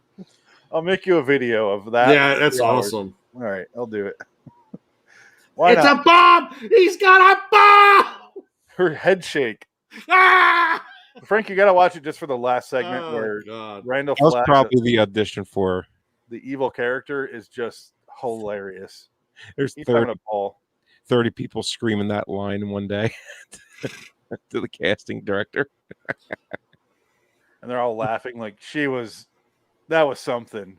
I don't want to say that was great, but I'm still laughing. You moved me. You got the job. And they saw that and they're like, yeah, let's just put her in Saw. All the Saw movies. Is she? Yeah, she's also on that TV show. I've never seen a single Saw. I never saw Saw. I saw one Saw, and that was all I needed to see. I've seen every Saw several times. No, thank you. They're so enjoyably bad. They pretend to have a story that runs through it. That's what I love about it. How desperate they are to have a universe, and it's so awful. I just don't want to Saw it. I took 2 girls to Saw the first movie on a date, and I'm like, I should have realized after the first one was a bad idea, but I took another. Wait! You took a girl to the cinema? Yeah. To see No. Saw? I just realized it was Saw, and then I took another one to The Grudge. Oh, I'd rather take them to an actual Seesaw than a Seesaw. She actually wanted to see Saw, so. Well, that was the number 1 movie at the time. Yeah. It was a big movie at the time. I remember. I was there. The guy from Saw, Lee, whatever his name is, the guy that wrote it. Lee Winnall. Yeah, he also wrote the Insidious movies, and he's in them. Oh yeah, no, he's a fucking multi-millionaire now. I was just watching showing my girlfriend how bad Bye Bye Man is, and he's in there. I was like, even she recognized. Bye Bye Man is bad. Bye Bye Man is so fucking hilarious. It's so bad. It is so terrible. Audius? What? You know, it's a good movie though. That Lee Winnall did that one about the guy with the implants. Oh, what's that called? The Logan Marshall Green one. Yes. I forgot what it's called. Upgrade. Upgrade. Yeah. I was gonna say that's actually a really good movie, and it surprises you because you're like, this is gonna suck. It's gonna be dumb. It's actually very good. So I give Lee Winnall credit for that one. That was a great movie. That was very well done. I don't have any problem with him. He's just a terrible actor. No, he's not an actor, but I don't think he's pretending to be. He just kind of does it for as a lark. He's just like, yeah, I'll do it. I'm in it. I'm Australian. But I'm not Australian in the movies. He's not bad in the Insidious movies, but he is terrible in the first Saw. Oh, Saw is awful, yeah. He literally goes, no. Trying to convince, what's his name, that he's not lying. Yeah, the first Saw movie is awful. Yeah. They don't get better. I didn't watch them because I was like, oh, yeah, this one sucks. Why would I want to watch them again? They make no sense. And then it ends up getting to the point where the victim from the first movie is the bad guy in the last movie. Where it's like, full circle.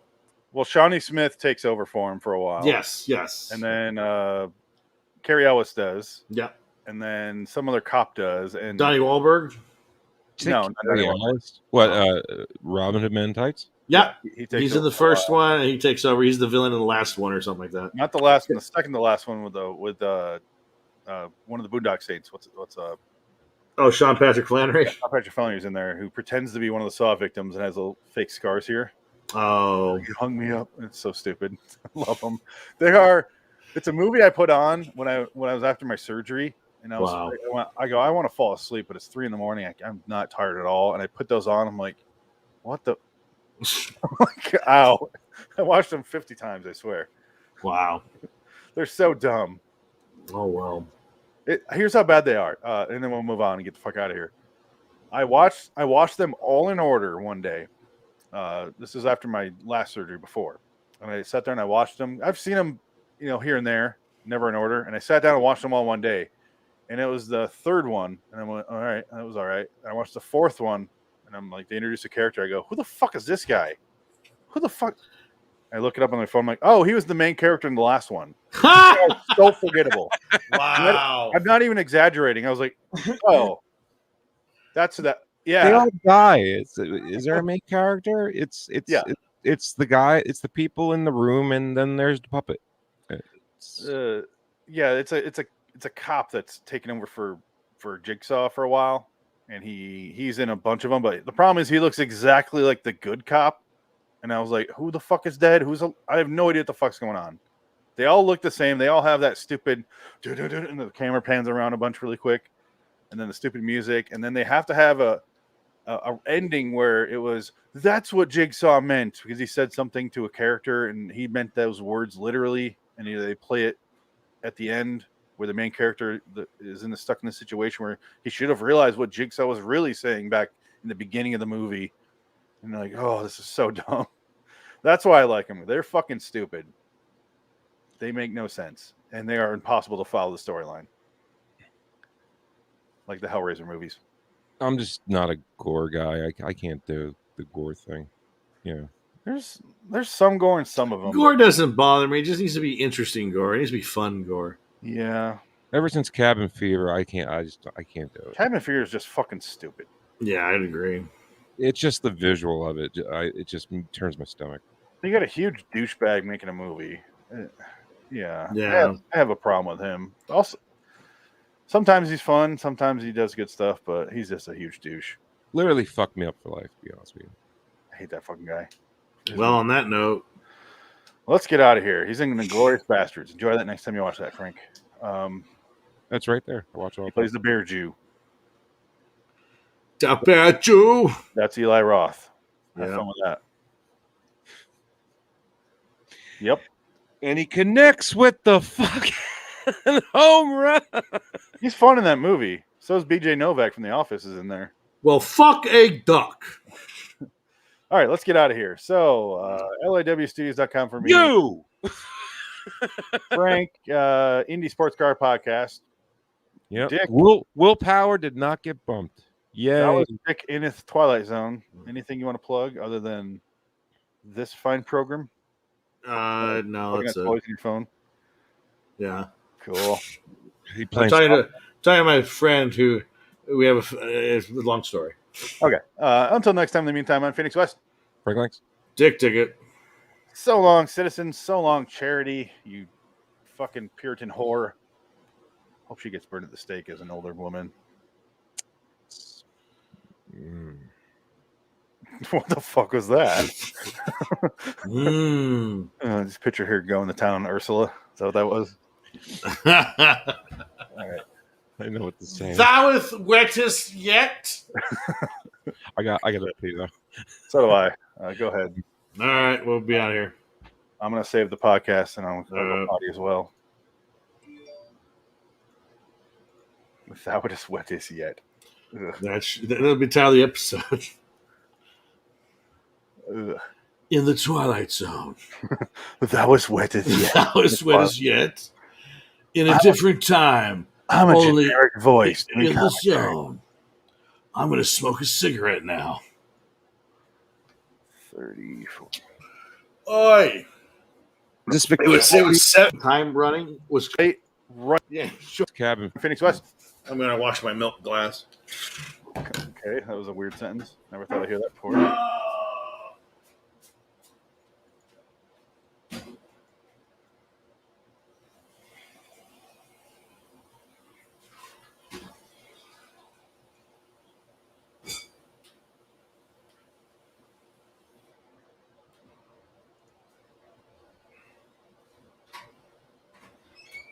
I wish they would turn their mics off when they fuck off. That'd be fun. You can hear every single move Dick is making over there. I'm just talking to you, the people who aren't watching this live. I'm gonna go ahead and mute him.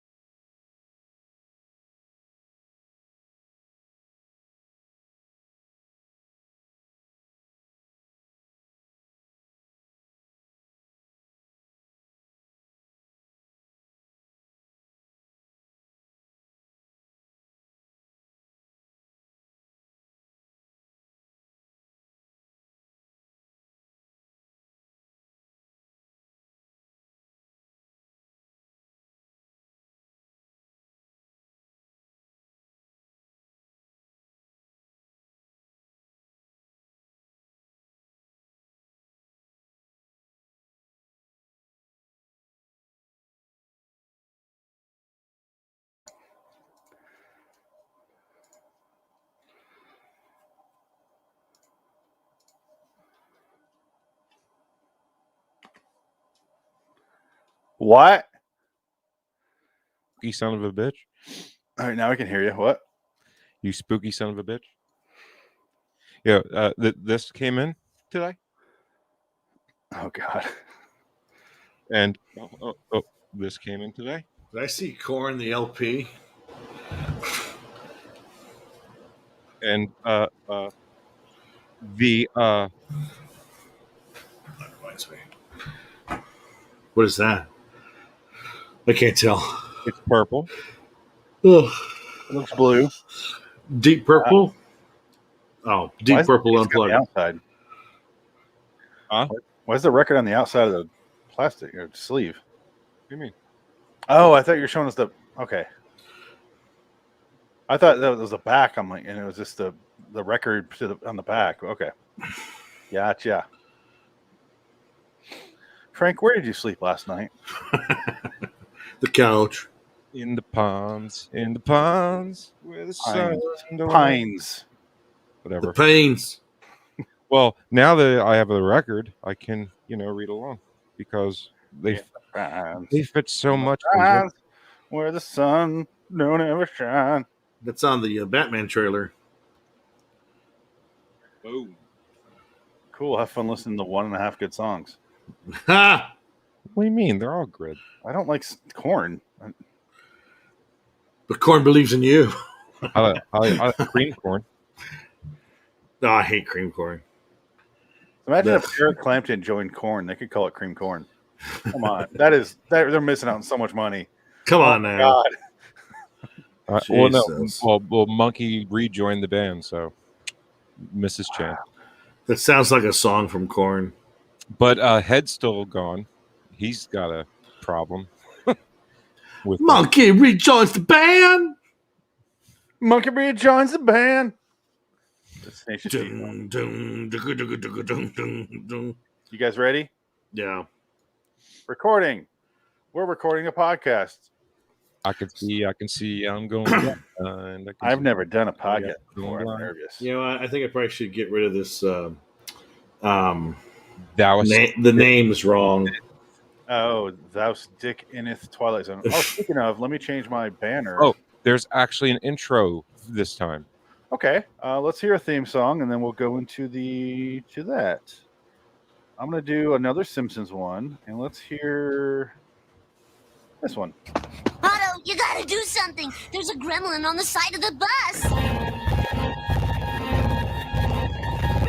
Bordering in Wonderland, the Twilight Zone Review. Oh, dear Lord, some sort of hideous monster.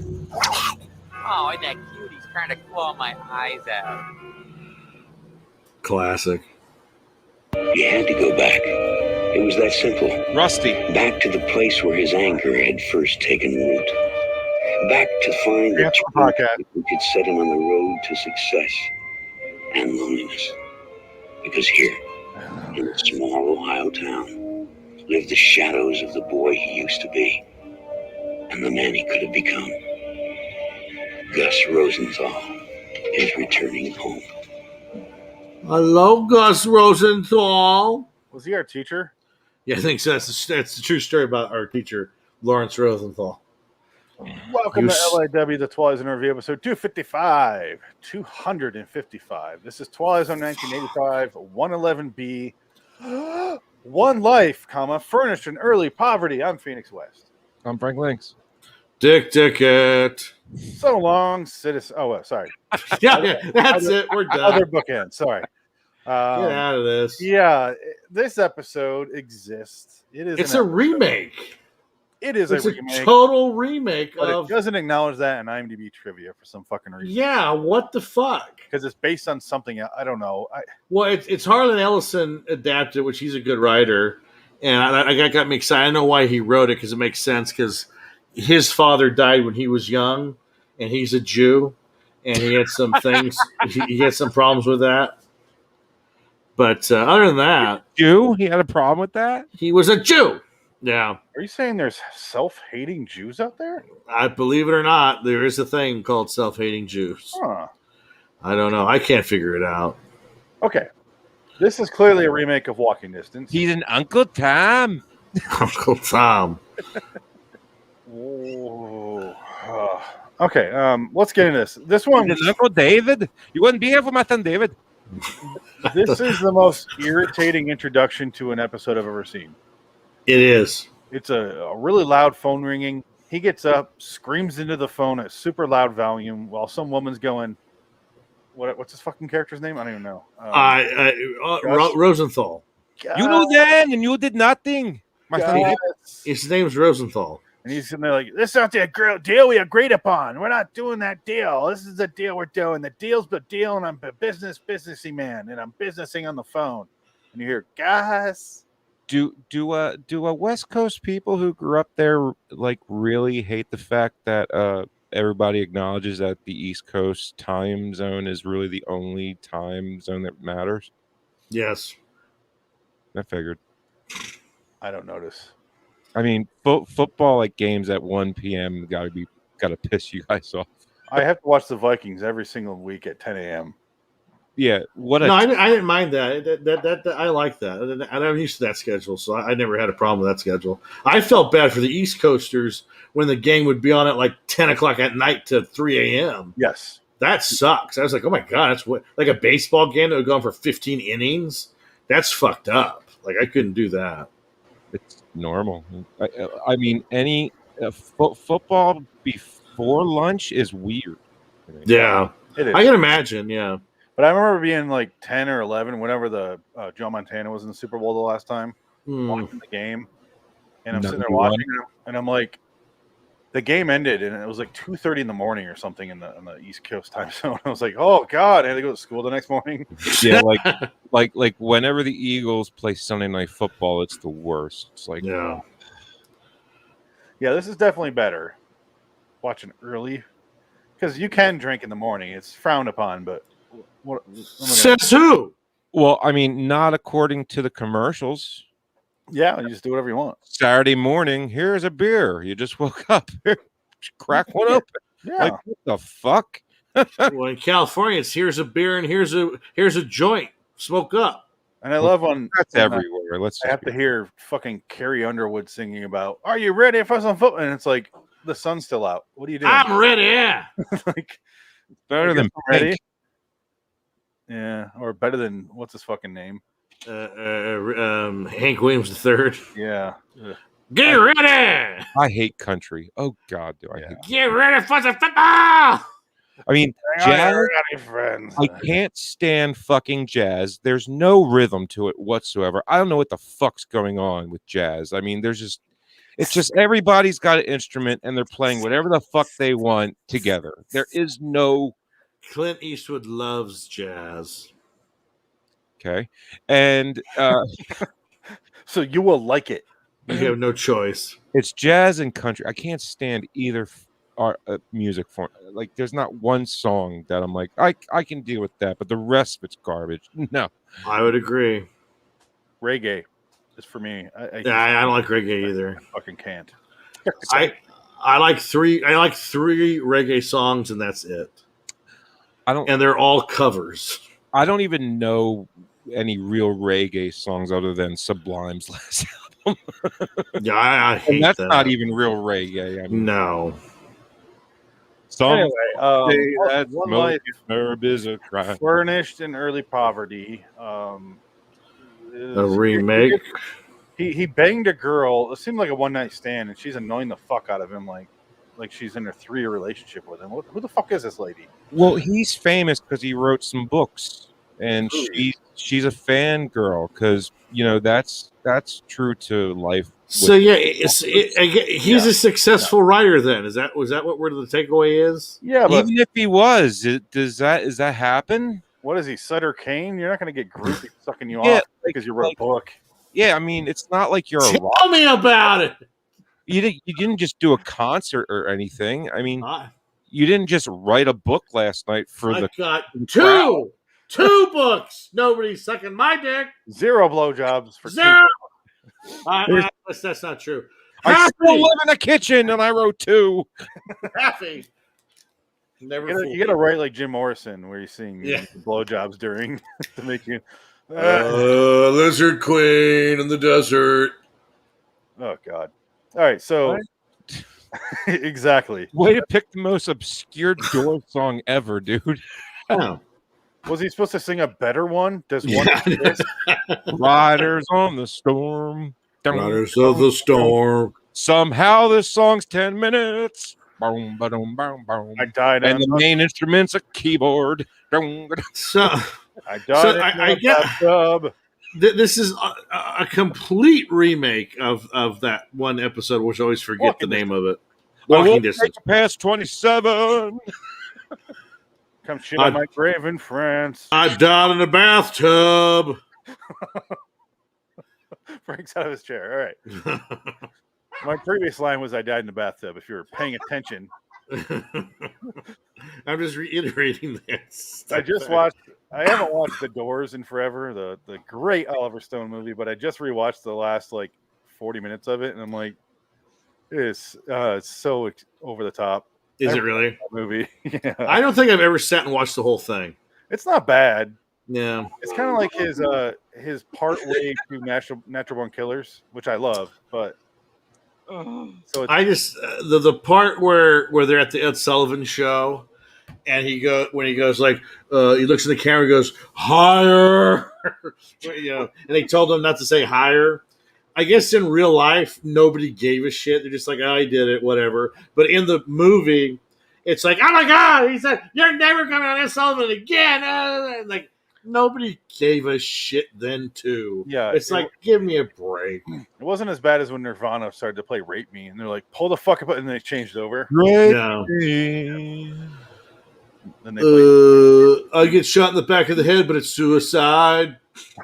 or but it's okay for him to say "eat my cancer" when I turn black over the radio 100. Yeah, what up with that? If you know what that means, go right ahead and be offended by it. My mom heard that, and she's like, "You're not allowed to listen to this ever again." You're not listening to Nirvana. I'm more amazed that your mom could make out his incoherent nonsense. Exactly. Yeah. Well, she had. I love Westworld's. I love that the guy that does Westworld music. He did that cover of Hardship. Yeah, it's awesome. That's a good soundtrack. Westworld. Yeah, I kind of want to have that soundtrack. They do it's probably worth buying. There's a soundtrack to Westworld. Yeah. Oh yeah, it's good. Like the minstrel keyboard thing, where it's the the guy playing, but they do like Rolling Stones Black. They did Painted Black. They did Heart Shaped Box. I think they also do an Audio Slave song. They do a bunch. Yeah, they do a bunch songs, right on. But yeah, so someone on that show is in really good music, and they turn it into piano music and play it. They did a Korn song, Frank. Does that make you happier? Yes. Well, you'll be sitting there listening, and you're like, "What is this?" You'll notice. How the hell is it doing? They find a way. It works. They do it's a very good job. If you ever want to have a good time, there's some CDs I used to get from the library, which was it's like Baby's version, and it's like nursery songs of Nirvana and Metallica and Pink Floyd. Like Disney songs. There's one for Tool, and it's like they also have a string quartet version of Tool, which is cool. Right. I've heard that. Yeah, that's a good one. But it's Pink Floyd played on a xylophone. It's fucking adorable. That's awesome. Check it out on YouTube. My head sweat just like two balloons. Go to sleep. So Peter Rieger, that's his name. Football team. Peter Rieger plays an angry Jew who goes back in time to see himself as a child. So really, this episode. The way you're saying it, Dick, is like that's what the plan was. He just tells this bitch he just banged in all three holes, I'm going to go back to Ohio because I fucking need to, bitch. Shut up. And he goes there, he digs up his little tin soldiers, and then like a storm happens, and therefore he travels back in time. He gets struck by lightning, I guess. No, lightning is in the sky. You don't. Make sure. And okay. Yeah, I was so confused by the time travel aspect of this episode that I didn't care. I didn't give a shit. I'm like, whatever. You and the character, because he walks up to the window, sees himself beat with a belt, and he's like. And I thought it was odd that he started jerking off when he saw it. It was very weird. his jaw didn't drop, nothing. He's just like, yep, that's what I expected to see. That's what he did to me, my fucking father. Or he's like, that explains why I had the groupie beat me with a belt last night. And apparently he has an anger problem, but only way I can get hard. This man is a psychopath. He doesn't have an anger problem. He feels nothing. Well, it turns out he raped his own fucking mind. Like Christopher Nolan made this. Yeah, he does. Like, yeah, we'll get to that in a minute here. Yeah, but in Ohio, he's Ohio.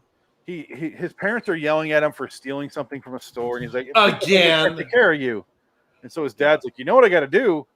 He very calmly walks him to the other room and goes off screen. The kid is right side the window, and he's like, "Gah, gah, gah."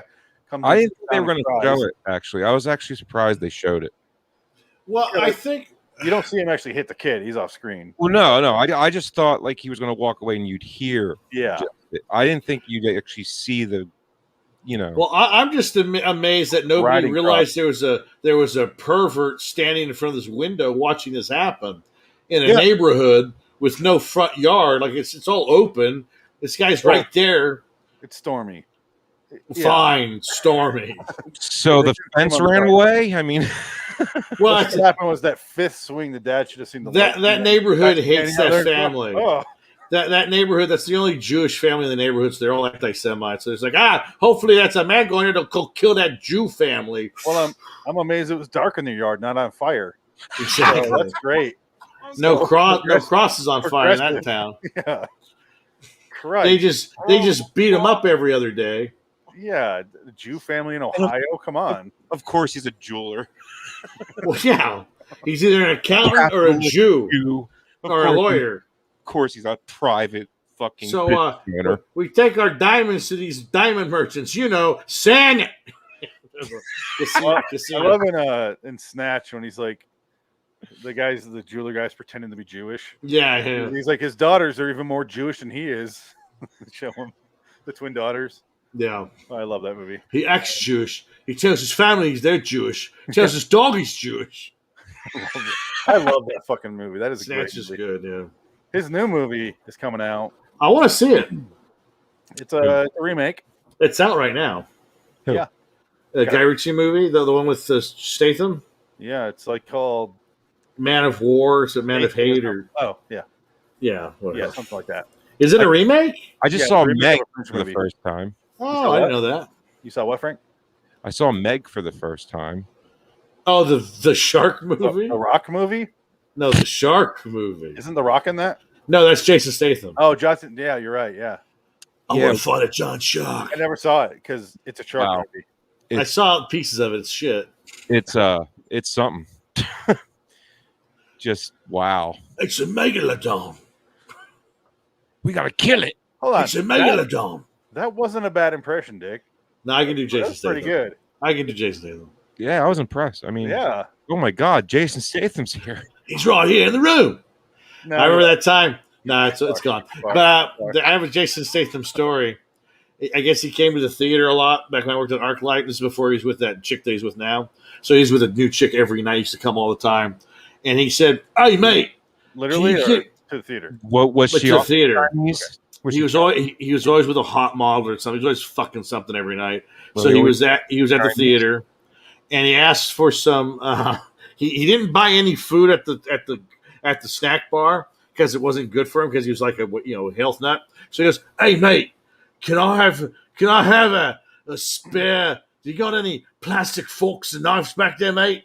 And I guess the guy that worked goes, "1 second." He ran to the kitchen to get it, and he came up. He goes, "Thanks, mate. You're a god."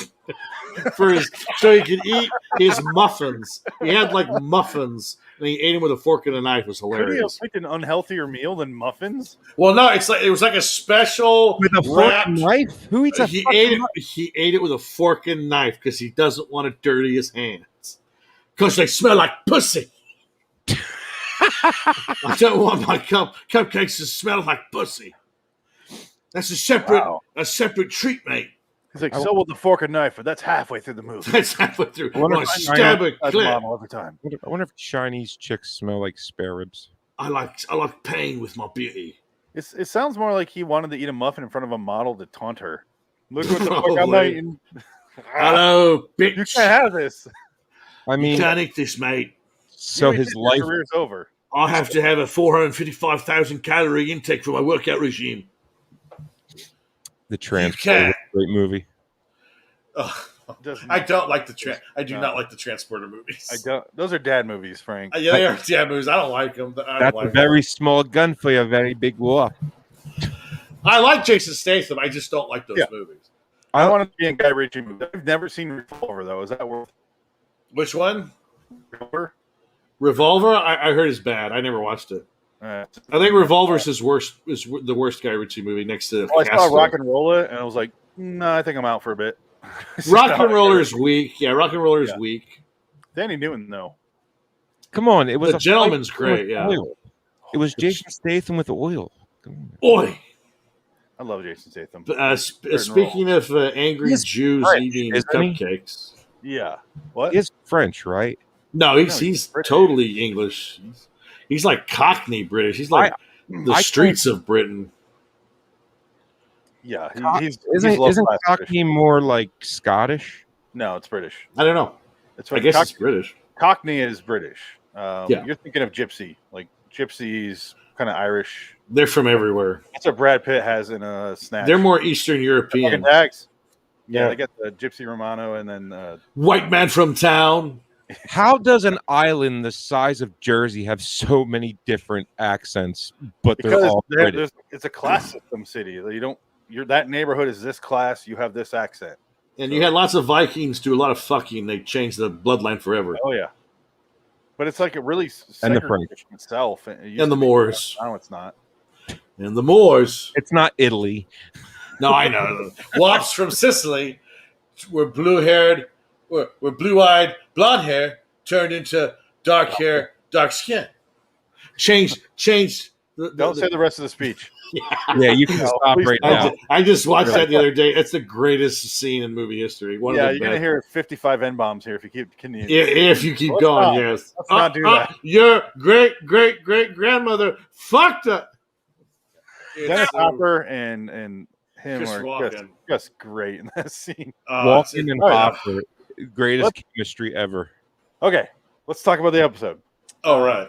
He You goes have up in the to. store. He stops his younger version from stealing, and then he goes outside and he stops his own beating because these kids are going like full fucking like stomping on his head. Like, I mean, Jesus Christ. yeah, like I've dealt with bullies before and everything, but I've never had like 11 kids literally stalking me in my every move to wait for me to be alone, just to beat the ever living Oh. shit out of me. You were never the sole Jew kid in an Ohio town. Good So- point. Yeah, I was Ohio, half fuck you German, out. half Italian kid in a town that was all half German, half Italians. Yeah, From there you go. You'll be fine. yeah, because all the Germans and Norm. Italians fled But- Philly because. Let's move on. What cracked me up though about this episode is when the second time he breaks up the fight, Peter Riegert goes and he throws the kids off of him. He's like, "Get out of here! You did enough! Get out of here!" And I wanted him to start beating him up. Fuck you! He said, "I'll show you. You want to beat me? You want to fucking beat me?" And he takes his head and bounces into the cement. It's like no wonder he had anger issues. He got the shit kicked out of him by his Well, family, yeah. Well, by the that's town. So the point of this episode is he's hold on. dealing with his past, Okay, yeah. but the whole thing, Literally. I didn't want you to literally spoil dealing with it. his past. But at the end of the episode, you think Oh. he's figured it out, But he doesn't. So let's. but he doesn't. Yeah, it totally backfires, and it's a causality loop because he's You're his still own gonna say problem. Okay, Sorry. that's fine. He meets his own dad after he breaks up his fight, and Yeah. his dad is just like, "All right, well, thanks for saving my son." And then he fucks his own mother. And then he catches a baseball from his younger self that's about to go through a window, and he's like, "My dad would have been pissed." He's like, "Yes." And he then was." broke like 15 bones in his hand doing it. Well, Holy shit. he was just playing catch though, so the kid was just gonna throw it through the window. Apparently, Yeah, because he's a fucking shiesty Jew. What do you expect? He wants to break windows. He's a fucking criminal. put him away. He's bad. He's bad That's news the one for the. thing Jews don't do is break their own windows. Everyone Well, else. this guy. That's why this guy's fucking crazy. He's being put away. Yeah. He's so angry. He's breaking his own windows. If I could I go for a minute? I won't What? disagree with anything you just said about the self-hating Jew. Yeah. But if I can go for a minute, this is where the episode gets real creepy. He basically becomes his own dad. Like he's Yes. sitting there and he's playing catch Yes. himself. He's Yep. talking about comic books and he's sitting there reading them with himself. Yeah, yeah. He goes out and he plays basketball with himself. And He's I'm like, buying him is he gonna toys. fuck his young self? Yeah. Is that rape? Is that pedophilia? Is that masturbation? What? The Or is it just a good time? Well, it's a good time no matter what in category I said it falls under. Well, But- because yourself, right? It's like it's masturbation more than anything. Everything you just said was much better than my childhood. There you go. But didn't it Meth. seem like some weird shit was going to happen there? Oh, That's my I was going to get to that, but it's at the end of the episode. I will give credit for them for that, though. The part that I thought was really nice was when the father, because the father gets pissed off, he's watching him with his son, and he goes, "You gotta stay away from my boy. I'm his father. You're not his father." Oh, you don't have to do the voice, but yeah, he does say that. He does do it like that too, because he's doing the accent. You don't be my son David. Oh, David, stay away from my son. But And when he he's goes, watching him give his own kid ice cream, and, Yeah, and, he's- like playing basketball and burying the toys Yeah, in the yeah. yard, he's just Yeah. like, well, watching because it. he Do doesn't something. understand it. Well, because he doesn't understand it. He's a father that's I like can an. spot a pedophile a mile away. You don't need to sit there and go, huh? He's It's not talking about the pedophilia. He's talking to my boy a lot. It's just he doesn't understand how to talk to his son. He doesn't know because he's a man of that era. A lot of men didn't know how to talk to their sons. And I'm saying talk to the adult who's trying to fuck. well, I understand, but he does though. He does go to he does After confront he him probably slipped in there a couple times. Yeah, he goes after he touched himself many times. I noticed you wore my son like a glove a couple times. Do you mind if I talk to you about that? Lennox, Please nice stop something to doing you. Don't do that to my son. But no, Yeah. but there's a wonderful scene though there that they share because it's Peter Riegert talking because it's the boy talking to his dad, and this is the moment that he's been. This is why he went back in time, I guess, for this moment with his dad to say, "You were angry, I was angry." Ah! And they both have this shouting match, Yeah. and then he stops and he goes, "Look, I'm sorry, I didn't mean to talk to you like that, but I had a father that didn't talk to me." And I just wanted to. I loved him. I understood, but I wish he would have known that I still loved him, or blah blah blah. And then the other fellow goes, "I wish I could didn't tell my say son I love him, or I never told him I loved him, and blah blah blah." And he goes, No. "I do though. I love him. He doesn't understand that I do love him, and Stop I wish doing I the knew, understood." And it just doesn't work out. Stop It's doing a the good, voice. it's a nice scene. It's a nice very scene nice that's really scene. sweet, and you ruin it by your super. Is it my fault? That's what the guy does with the scene. He He doesn't didn't sound say bad. I love you. He said that I understand. I wanted if I could show my dad that he'd be Yeah. proud of me or something. Right? Yeah. I'm proud, and I It's did like, what I. You yeah. narcissist psychopath. Well, that's what this is. This episode's about. He's an asshole.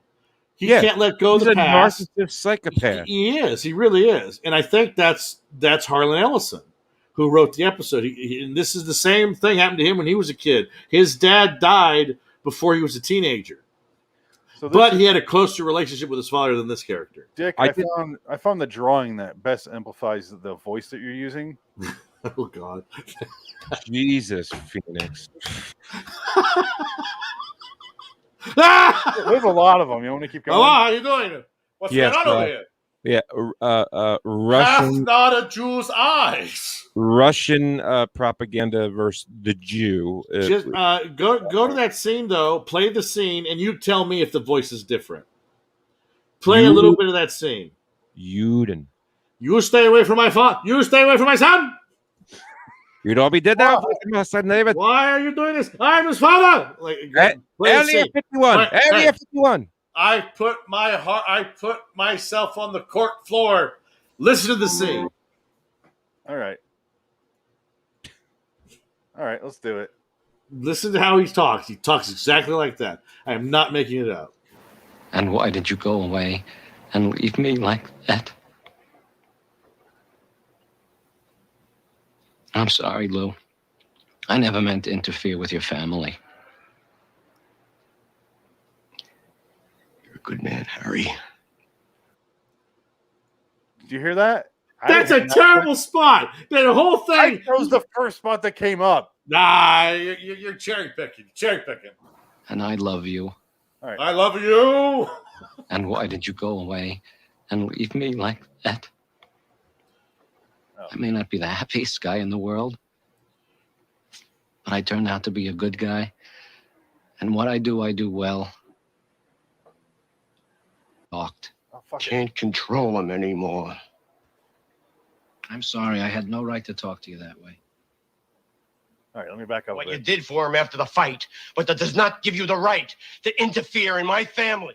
He sounds nothing like what you said. Wrong. Not Wrong even- again. I'd say 5%. Whatever.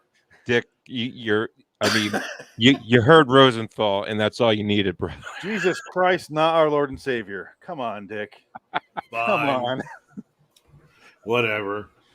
Oh, It's a very nice scene. Just It's a a smart very- guy who died. Yeah. Oh, It's man. yeah.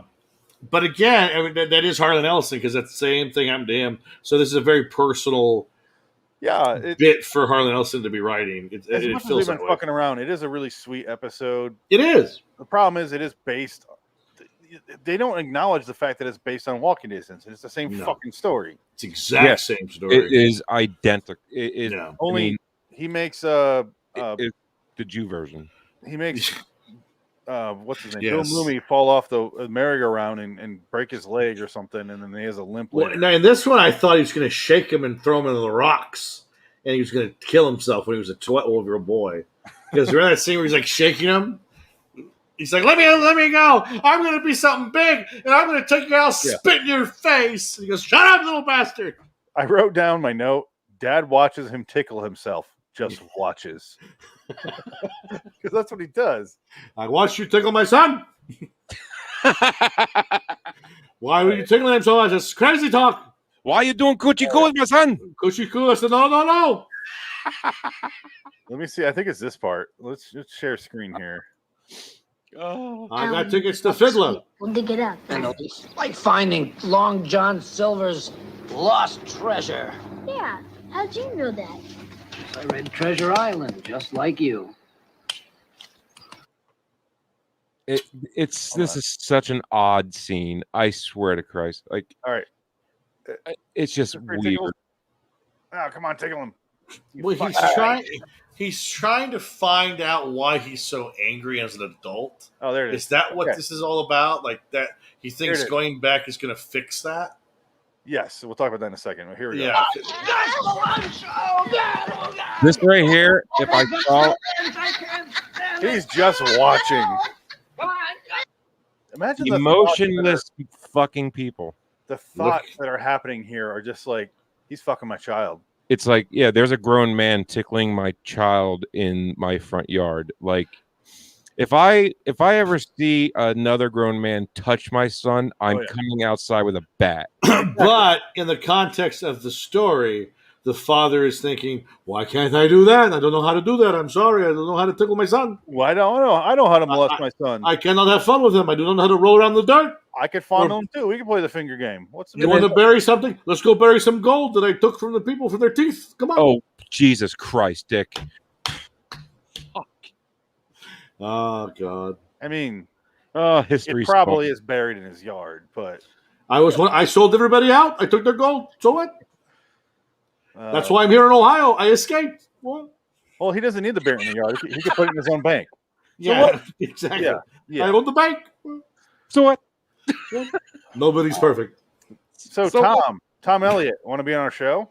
Now that we talked Actually, about Tom Elliott's like, actually, I really would prefer it. I agree 100%. he likes your Jason Statham impression. I was like, yeah. Hello. Let's do this, mate. I didn't understand all the fake Jewish humor, but I heard the. I didn't understand the anti-Semitism, but I enjoy the Statham. That's all I'm there for. I stayed for the Statham. I left for the anti-Semite. But we're not anti-Semites. These are jokes. Yeah, we're not anti-Semites. We love. Only you don't. But here's a fun game for the audience. Only one of us is anti-Semite. Who owns Right my in. stamp? Right to LordofYourWonderland@gmail.com. The guest I don't own my it car. will be revealed on the next podcast. I am not an anti-Semite. I got more Jew in me than anybody else. Ooh. Well, I do. what's their names? In high school, I was made fun of because they thought I was Jewish. They called me Jew boy. I was constantly berated. They called me Jew. Their behavior. Well, I mean, why wouldn't I? Like Bobby Hill from King of the Hill. What are you talking about? What are you talking about? I did have a childhood friend where we just called him the Jew. Yeah. But he wasn't Jewish. He just had a big nose. I can get my I will get my fucking yearbook and you will see the shit that people wrote to me. They put a fucking swastika in my yearbook and said, fucking die Jew. Like fucked up shit. Like it was a joke that went for 2 years. And I was like, dude, I'm not Jewish. I don't care, Jew boy. It's like it was fucking weird. So I don't know what happened to that guy. But you all burn the same. Yeah, I guess. Yeah. Here's it your was yearbook back. So for 2 years I was people put anti-Semitism on me. Wow. I was a victim. I was the victim. Why'd you say, hey, anti-Semite guy, want to sign this yearbook? Well, he's a friend. I was a friend. I didn't, that was just his thing. Because you guys were in a secret club together. Okay. Well, I didn't give him the yearbook. He took it and wrote on it. One of our friends' name was A Gay Cockwasher. I mean, I also had somebody draw me as a giant fat man with shit coming out of my mouth, saying, "I want more food." I had shit like that in my yearbook. So yeah, good friends, great friends. I love it. Love them. That's so awful. Nah, it's all in good fun. That is so awful, and I'm so sorry that happened to you. Can I please see those pictures right now? I know. I'll bring. I gotta find it somewhere. It's somewhere in there. It's on the next podcast. Please have them. I'll bring them out. And you'll see what I had to go through next Tuesday, and it'll explain everything. Yeah. And I'll read to you what they wrote, and you'll be like, "Holy shit!" But then you'll read what all the freshman girls wrote because they all loved me. They gave me their phone number. Shit mouth Jewcock. They gave me their phone numbers, and I was like, I guess really popular. I didn't realize it, so I never capitalized on it because I was a big fat pussy.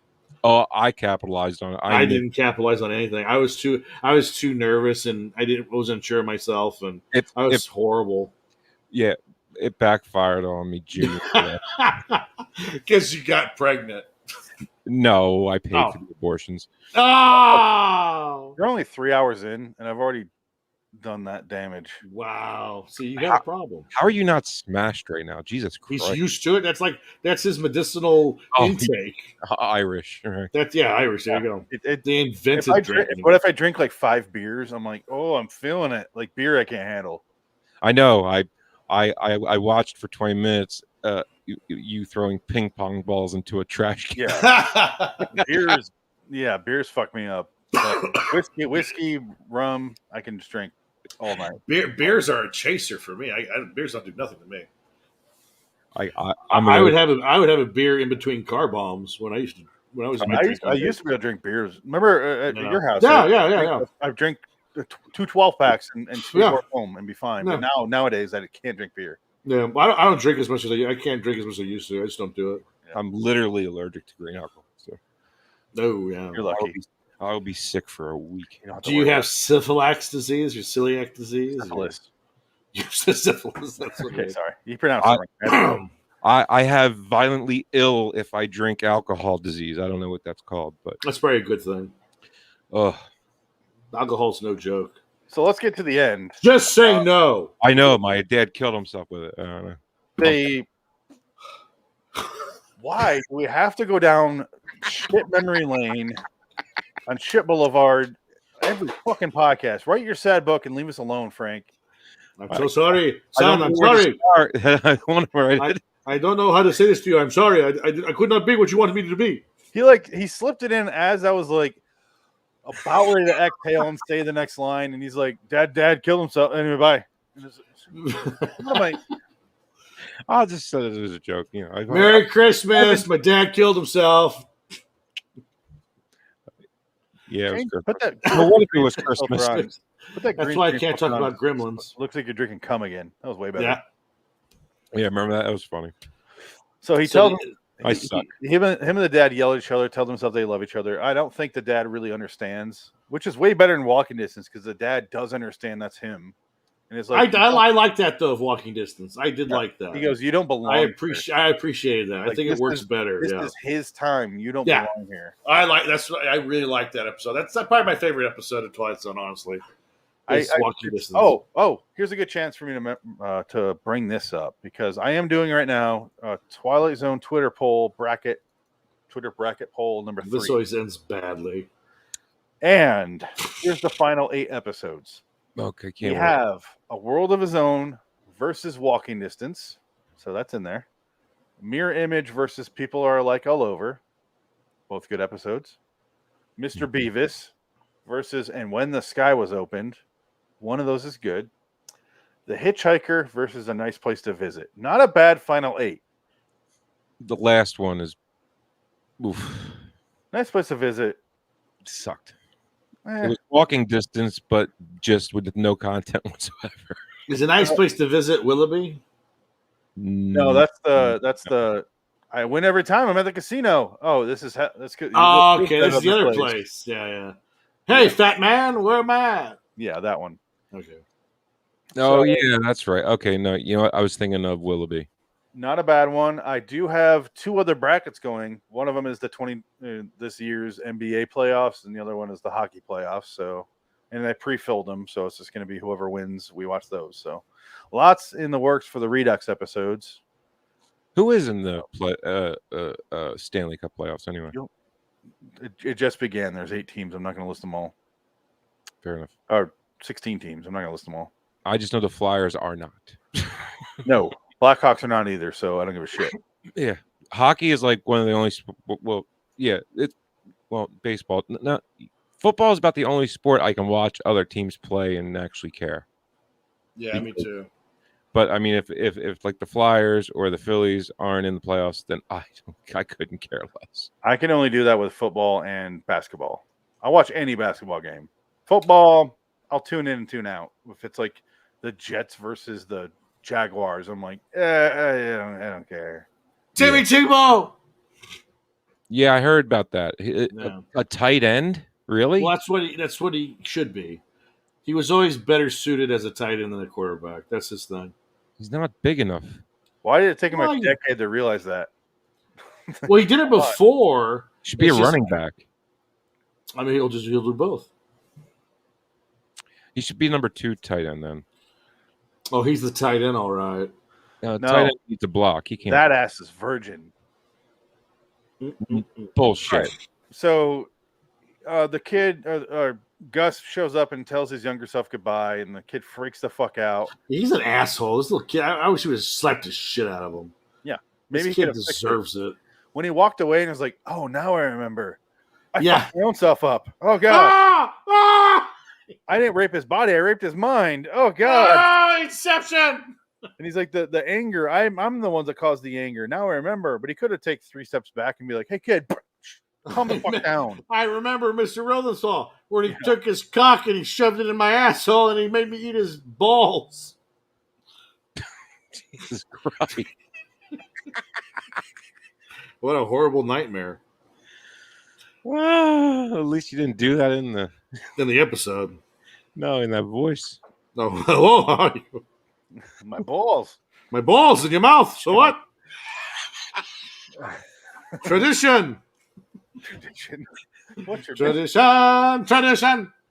Why do you keep saying so what every time? I don't know. Every time you say a line, you say so what? I think it's me a Jackie Mason thing. Here's the thing. He What's gets going in the on? cab after. And Yes. Where to, pal? To the airport. Jack? You're Jack Wielden. Yeah. You know me? No, your name's on the fucking card, you asshole. No, I don't know you, asshole. No, Fuck you. The way he said that, if I was like, "Oh, you're Frank Linka," how'd you know? But you go, "Do you know me?" The way he says it isn't. Nah. Oh, so your name is? He goes, "Oh, you are." Like he says it like familial. It sounds like he really knows him the way he says it. And then he goes, "Do you know me?" He goes, "No." Well, I think that's one of the kids that beat him up. No. He says no, not anymore. Yeah, I think that's one of the kids that beat him up. Very strange. I think that's the point. Yes, I was going to say that. That's why I brought it up. No, they don't. I don't remember naming the kid though. No. So that was the only thing that changed from him going back in time and changing. No, he didn't necessarily change that. He could have been a cab driver this whole time. Yeah. So what? Jack Whelan, didn't you die in that automobile accident in 1962? So when he steps into the cab, now it's 20. Yeah. Or 1985? 1985, yeah. It's back to this present time. Yeah.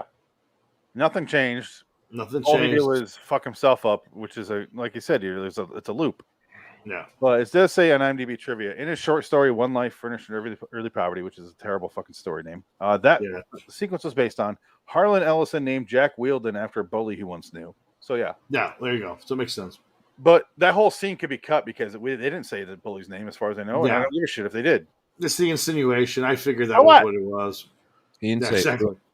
It wasn't like he looked at his name and it was Julie McGee. Jackie Goldstein. Okay. Hey, you're Jackie Goldstein. Yeah, that's right. You know me? No, I don't know you, you fucking Jew. Drive me to the airport, you fuck. Once again, we're not anti-Semitic. No, that was the character we were playing. One of these people is not like the other. One of these people thinks Jews don't belong. No, it's not true at all.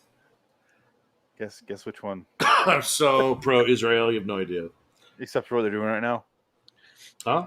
Except what they're doing right now to Palestine. Go Iron Dome. Palestine. Palestine's awful. Iron Dome. Fuck Palestine. Fuck Not them. for nothing. The Iron Dome, like, congrats. I mean, that's badass. Nothing. Yeah, no, exactly. Palestine sucks. Go away.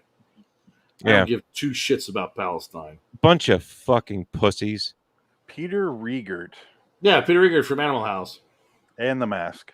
And The Mask. And Oscar. Sopranos. And also Oh Traffic. my God, The Mask. Yeah, that's right, he was. We're slowly getting through all the people in Traffic. Miguel Ferrer. Yeah, well. Peter Riegert. We've already had Amy Irving on the show with the Twilight Zone 90s remake.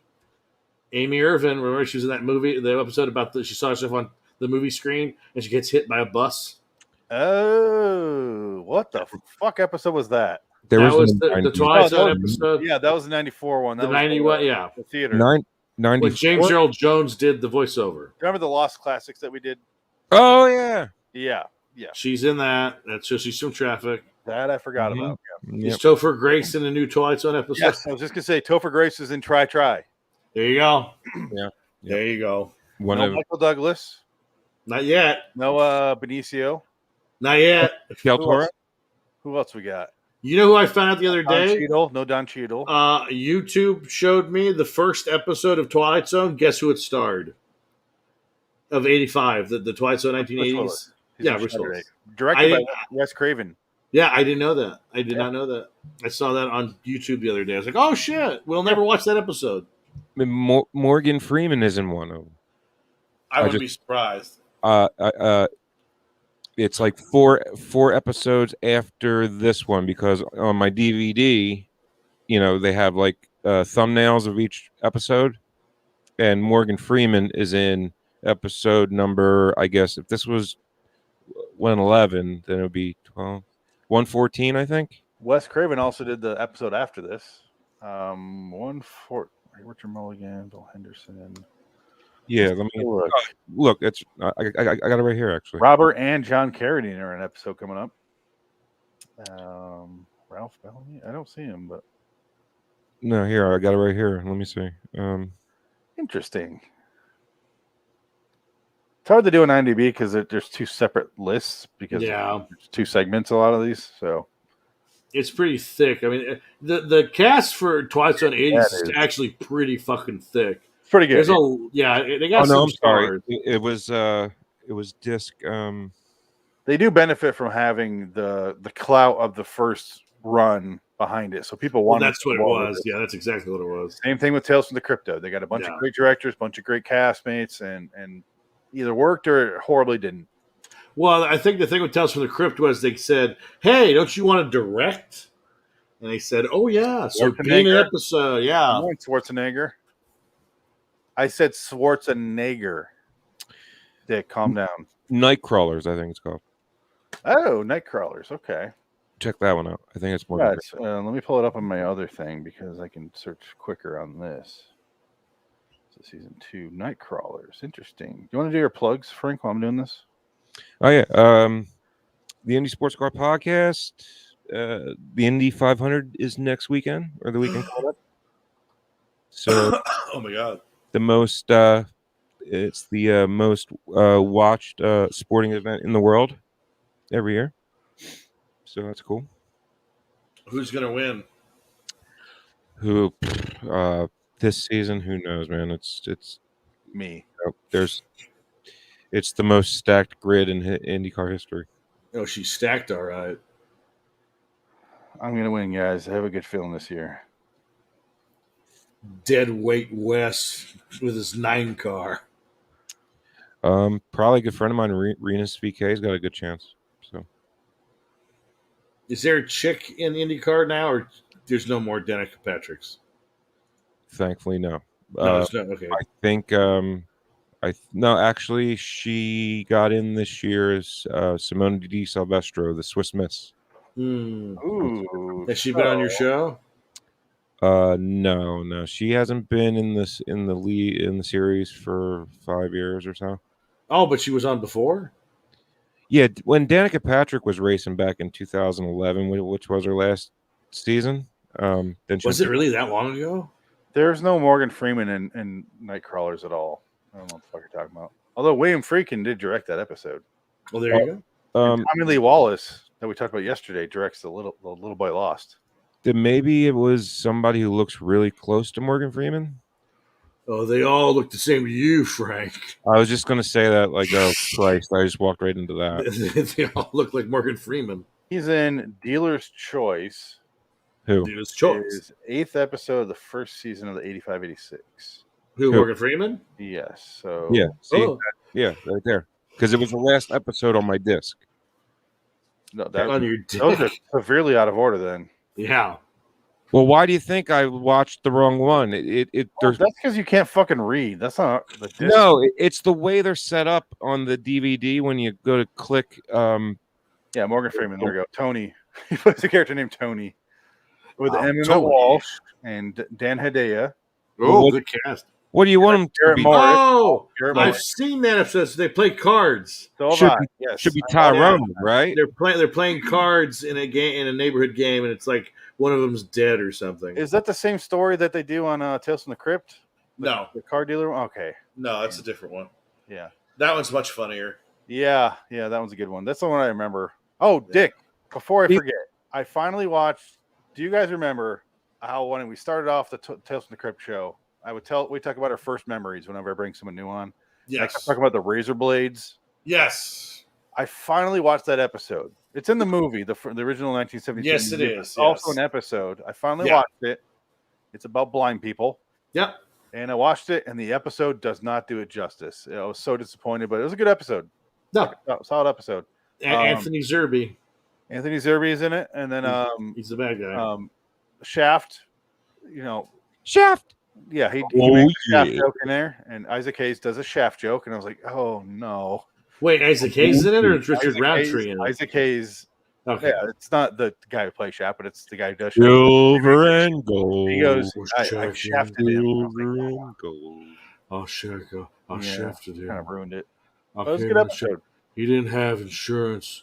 I'm going to recommend General's Insurance and go get some icy hot. Okay. Anyway, that's what Papa John's pizza. This was going on before you joined. Yeah, it was. Yeah, this is. We're doing our Shaq voice again. All right. Decent episode. I gave it a 6. I gave every episode today a 6. I give it a 6. 4. Wow. It's not as good as Walking Distance, but God, no. But yeah, it's a product of its time, and it did a good job for what it should have been. It should have been way worse. Walking Distance was a good screenplay by George Lucas. I'll take this over your Jew voice. This is much better. Thank you. Can you do Shaq Jew voice? I would just say, hello, how are you, Shaq? Oh, God. Oh, no. I regret it, but hello, I how are regret you? asking, but please continue. I think I cannot do the 3-pointers. That's crazy. I have sore joints. I have sore joints. Mahayam. I'm sorry, Phil Jackson. I can't play any Saturday games. It's Shomer fucking Shabbos. It's so Shabbos. I can't play the game. I just want to say thank you, George Lucas, for writing a good screenplay for the episode 1. Still haven't found that clip, and you've yet to. I found it. I played it for you. Send it. I did. I played it for you. I had it. I shared it on here. We did that. I don't remember that. It's recorded. You can't remember shit. That's true. Drinking. we found it, and he's like, "Oh shit!" It's not even drinking. I did this show for years. Nothing sticks. You just can't remember anything. Yeah. Oh no, yeah, it's literally like a 10-second clip. That's why. All right, I'll trust it's you. Very good. Oh, that's the Star Wars episode 1. Oh yeah. You saw it. What'd you think, Shaq? I forgot about. Yeah, I forgot you did play it finally. Yeah. Well, anyway, because we were talking about it for hours. So let me set up. Frank, you gave it a 4. We gave it both 6s. Yeah, Frank, you're rating these really low for some reason. Why are you angry? You're just so wanting so much more from this shit show. I expect 0 from this show. I thought it was going to be god awful, and it turns out they're mostly like, which is a 4. But hey, the Charity, ones that I enjoyed. I rate a 4. But if I'm going, it wasn't for me, but it was good. I didn't like this episode. Yeah, I didn't like the title. I thought the title sucked. Title fucking sucks. I thought this episode was just it dragged on. It did. You're not wrong. And it's not like I wasn't watching this episode caring what the fuck happened next. I didn't give a shit. No, I didn't. I was just like, well, I don't care. Whatever. Just whatever. It was so more about your personal life going on right now than the actual episode. Okay. All I'm saying. I just want to say that I liked the episode. I gave it an 8.5. Oh, God. It was a good episode written by Holland Ellison. He's a good writer. I like his stuff. So next outro. So what? Do you have an outro? Yeah. So what? Go ahead and play it. You're doing a gay Jew. I don't know what you're doing. So much time trying to justify ourselves to the shadows of those who are long gone. And even if they were alive, would they remember? Would they recall what they had said or done that made you spend the rest of your life proving yourself? And if you could go back, wouldn't you learn that you were always the master of your fate? So you're the asshole. Where to, pal? To the airport. Jack? You're Jack Wielden. Yeah. You know me? No. No. Not anymore. Fuck you, Jack. And if you learned that great truth, wouldn't it free you of a useless burden? Dead cargo from the Twilight Zone. That's another long outro. Jesus Christ. It needs to end with, wait, what do you mean not anymore? What does that mean? Who the fuck are you? Wait, Talking who to are me? you? My wife? What do you Are fucking you do that back Jew there? we used to beat the shit out of as a kids? What the fuck? I know you. So What do you fuck off back to that one Jew town? Go all back right? to your fucking Hollywood town, you fucking bank runner, you fucking bank robber. Get out of here. You own all the banks and the media. Get out of here. Go down to your Jew bunker and have fun controlling the world and the media. You tell anybody I'll kill. They're coming for your piece of your Jew ass. That's Casino. Yeah. Not yet. So I want to apologize for all the Jew jokes. We're clearly kidding. All but one Yeah, of they're us. fucking jokes. Come All on. but one of us are joking. Yes. He fucking hates him, but he's been quiet. Frank His is secret hate is boiling. I have zero hatred. They for killed his father. Jew Kane. It was the Russians. It was the Russian Jew bike gang. So, just to go over the next few weeks while we're all here and we're still a little short in the podcast, let's go over the next few weeks if we can.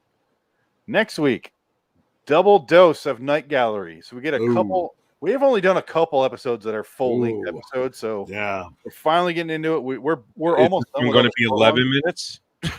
No, they're full episodes. We have 40 minutes long, or no, they're half an hour. So next week, episode 256 is Night Gallery 216A, Lindemann's Catch, which sounds like a fucking fisherman. It sounds boring as shit. Episode 257 is Night Gallery 210B, Keep in Touch, We'll Think of Something. Wow. The week after that, on June 8th, is we're going for a Redux episode. We finally get a Redux, so it's the After Hours Redux. It was our Twitter bracket number 2 runner-up. So we're getting that out of the way. After Hours, good episode. We're going to do it. Gold thimble. Episode 259, Night Gallery 207B, Brenda. That title tells me fucking nothing. Sexy name. The next week on June 15th, we have another Redux. It's 4 o'clock. That won our NCAA bracket. So obviously nobody chose that. It was just 4 that o'clock. one. Yeah, it's the one where he tells he's calling everybody, telling them that they're communist, and the parrot talks. Oh yeah, sucks. Episode 261 is Night Gallery 212A, Cool Air, which tells us nothing again. June 22nd is 2002 Twilight Zone. Finally, we get back to that. Episode 112, Harsh Mistress. And then we're following that up with episode 263, Night Gallery 222A, The Caterpillar. I know about that one, I think. No, I don't. Never heard of it. Here's where things get weird, and the last ones I have planned. On June 29th, I drew these cards the other day. And out of the 75 cards in the bingo hopper, there's only 2 that say movie. It chose both. Wow. There's only 2 out of 75. It chose both. Wow. So we're doing, I decided. I mean, it's not that. It's you got 1 out of a. It's that's pretty incredible. It shouldn't, statistically, it should not happen. Yeah, I mean, like I'm thinking, like 1 out of 75. Okay. Yeah. 2 out of 75. That's. Yeah, statistically, it cannot happen. It's in the billions. It cannot happen. Yes. No, that's like 2 to the power of like 870. Now you're pissing me off here. You pissed me off because you're either in on it or you're too dumb to see the scam. Come on, Joe Bob. Oh, gee, Mr. Ross, dude. I think some people get lucky sometimes. You're pissing me off, boy. You can't be that stupid. So what I chose for episodes 264, 265 are both Richard Matheson script movies. Okay. And they're both in the same category about Richard Ramirez. So I chose 1972 Night Stalker, 1973 Night Strangler. Holy shit. So we're going to do both. They're both on YouTube. I'll post the links on there. All right. They're only like an hour and 19 minutes. Okay. So, but they both sound interesting. The Night Stalker. Netflix has that Night Stalker documentary on right now. I didn't see it, but it looks interesting. I just finished reviewing American Horror Story 1984, the latest season. It's heavy on the Richard Ramirez stuff. So. Really? Yeah, okay. Who plays Richard Ramirez in that? Even Evan Peters? No, I don't know the guy's name. But who the hell is Richard Ramirez? Serial killer in L.A. He was a fucking psycho. He's the Night Stalker. He killed 17 people. He's a freak show. Look him up. He was the guy that his uncle was a Vietnam veteran and showed him all these pictures of dead people when he was like a kid. And then shot his girlfriend in front of him. He's not. He's crazy. Poor bastard didn't have a chance. No. It's fucked up. But anyway, I chose those 2 movies because we need to do 2 movies in a row. Why not watch those finally? Sure. Yeah. And what? They're both about the same. It's like a continuation of the story. I don't know anything about them other than that. So. But I mean, like both movies, it's like part 1, part 2, basically. Or it's like Dirty Harry, where Dirty Harry's about the Zodiac Killer, but it's not. It's Scorpio. Well, they're both about the Night Stalker, but the second one's called the Night Strangler, so I assume it's the same. Could be different. I don't know anything more. Okay. Did he strangle his victims? I think he did, and he did all kinds of things. He used that I think he curved knife. Well, he stabbed him and strangled him and shot him. He did everything. That's why he was so fucked up. He didn't have. He That's did what I'm saying, 'cause don't they anyway. have like a The pattern. He went ritual? against the pattern every time because he would kill old people, young people, men, women, children. Didn't matter. He killed Didn't give a whatever. shit. He killed whatever came to his path. He would just sneak into your house at night and kill you. Didn't give Pretty a shit. much. Well, And no, then if you were old, he'd rape you. And he was a Satanist, and he was Yeah. really into like metal. Yeah. He What, loves Master of Puppets. Yeah, loves Billy Idol. Love Billy Idol. Not even a joke. that's If you not read- metal. No, exactly. He loved metal, 80s metal. It's not metal. He I loves know. he loves Score but in '84. I wouldn't even consider him 80s metal. I mean, No, He's- I agree. when but you he say liked 80s both. metal, I think of glam rock. I Yeah, mean, me too. Do you like Huey Lewis the Newsman? But he also like if you, go you can go online and see his. They have like these almost like quizzes they fill out, and it's like, what's your favorite band? What's your favorite type of music? What's your favorite memory? And he wrote it. It's fucking creepy because it's like sex with dead women is one of his answers, and you're like, good God, man. well, But what do then you it says expect? Bon Jovi. Yeah, it says Billy Idol, and he's like, he's the best. I love his work. I read this because I was watching that show, and I was like, I let's look up celebrate a his little more about entire catalog. I love Whitney Houston too. Michael Bolton. I celebrate his entire catalog. I know what you're doing. I That told ass- them bastards. Ass hat. That's all those ass hats. I like Michael Bolton. I love that fucking movie. I All quote right. the movie more than people that ever catch on to. Yeah, it's one of the best comedies. I'm addicted to crack. Magazine subscriptions. Orlando Jones. Look, guys. I'm not really addicted to crack. I This is so Healthy magazines. subscriptions. I I don't know what you guys are talking about. I don't know any Coke dealers. What am I going to do with 56 subscriptions to Vibe? Classic.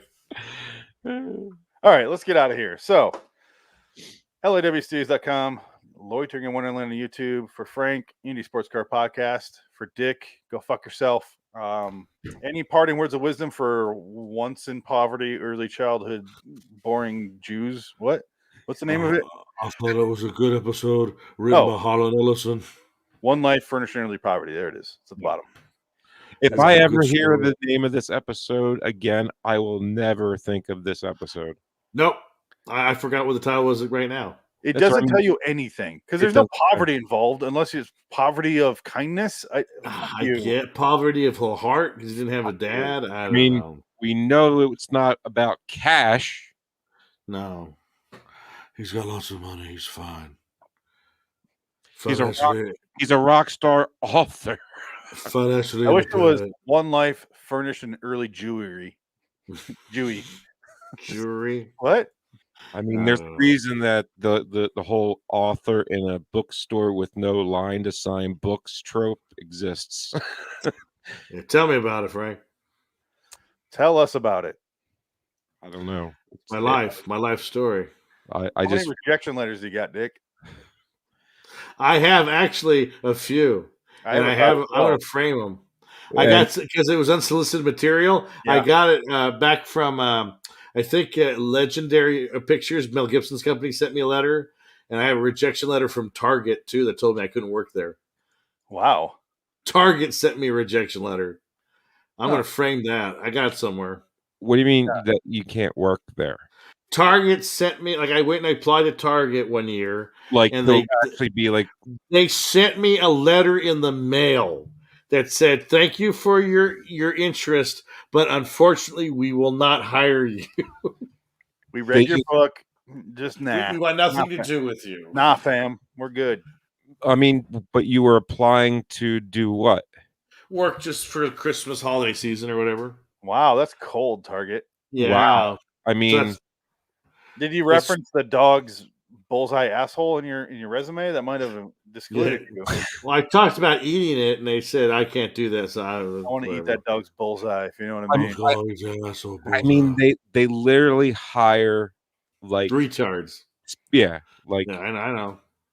and old people that have been Trust me, I know. No, Dick, we're not done insulting you. Hold Yeah, on. no, like Yeah. I mean, there's really not much lower you can get. Hey, Like can I couldn't get a job at Del Taco. ex-cons get jobs at Target. Here's what I want to do. Can you send me your yearbook? I will show that I next want to time. fill it out. I want to write something for you. It's full. You can't. There's no place to put. I'll My find a yearbook spot. is full. It is no. You Expect trust me. I'll show email you. tonight. I will fucking show you. It's been 20 years. If some of the ink's faded, I could write with a really deep dark marker. No, there's so much writing in there. I'll show you. Does it look like the journals from Seven, where it's all like, I met a man on the bus. I puked on him. I couldn't stop laughing. Am I one of the rare few people in this world that like I don't own a single yearbook I ever got? No. I don't have my sophomore yearbook because they didn't give it to me. I have. I bought it. They never gave it to me, so I don't have my sophomore yearbook, which sucks because I have pictures in that one that I really like with people that I remember. I threw every single one away. I didn't keep a single one. Well, that's because you are full of hate. No, I just didn't give a shit. I don't. No whimsy. I don't collect shit that like with pictures. I don't give a fuck. Look behind your head, Frank.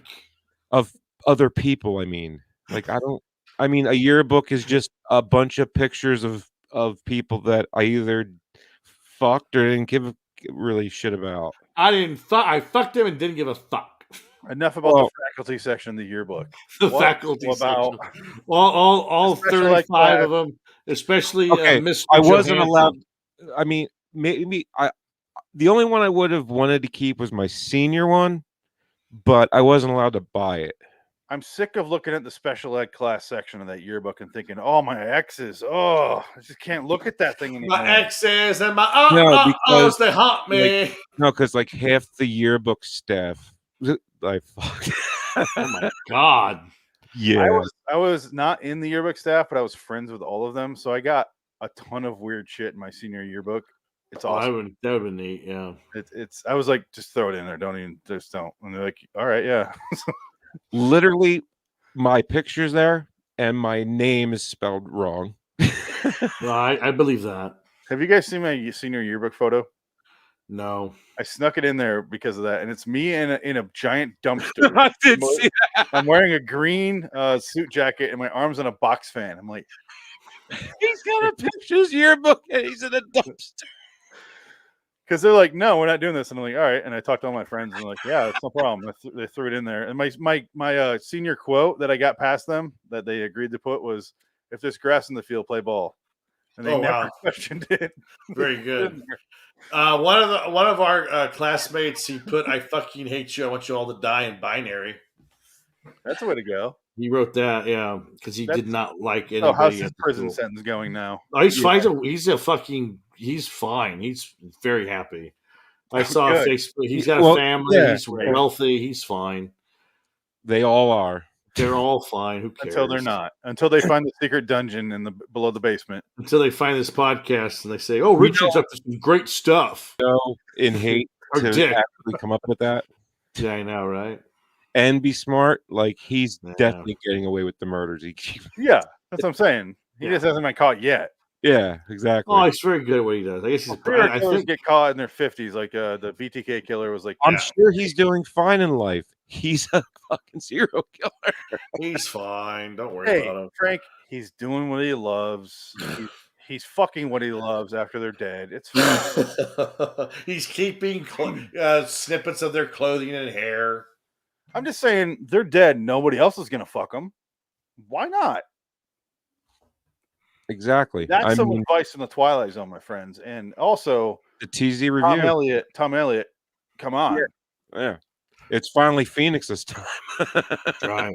Not finally. I've said awful things on this show over the years that have made Tom go, no. I think he stopped listening 5 years ago. Yeah, no, I honestly think it could be me. I've often thought it's me most of the time. Well, if it wasn't you, it's now me. So it's all downhill from now. Let's just say we've all made Tom go, nah, I'm good, mate. That's okay. The thing about your podcast, I heard it. It's quite foul. I want to message him right now. His exact quote was, I don't think I'll be able to keep up with you guys. I can't keep up with you guys. You guys are ridiculously retarded. Twilight Is his let's see, his is Twilight Zone podcast, right? Yeah. His is preferred.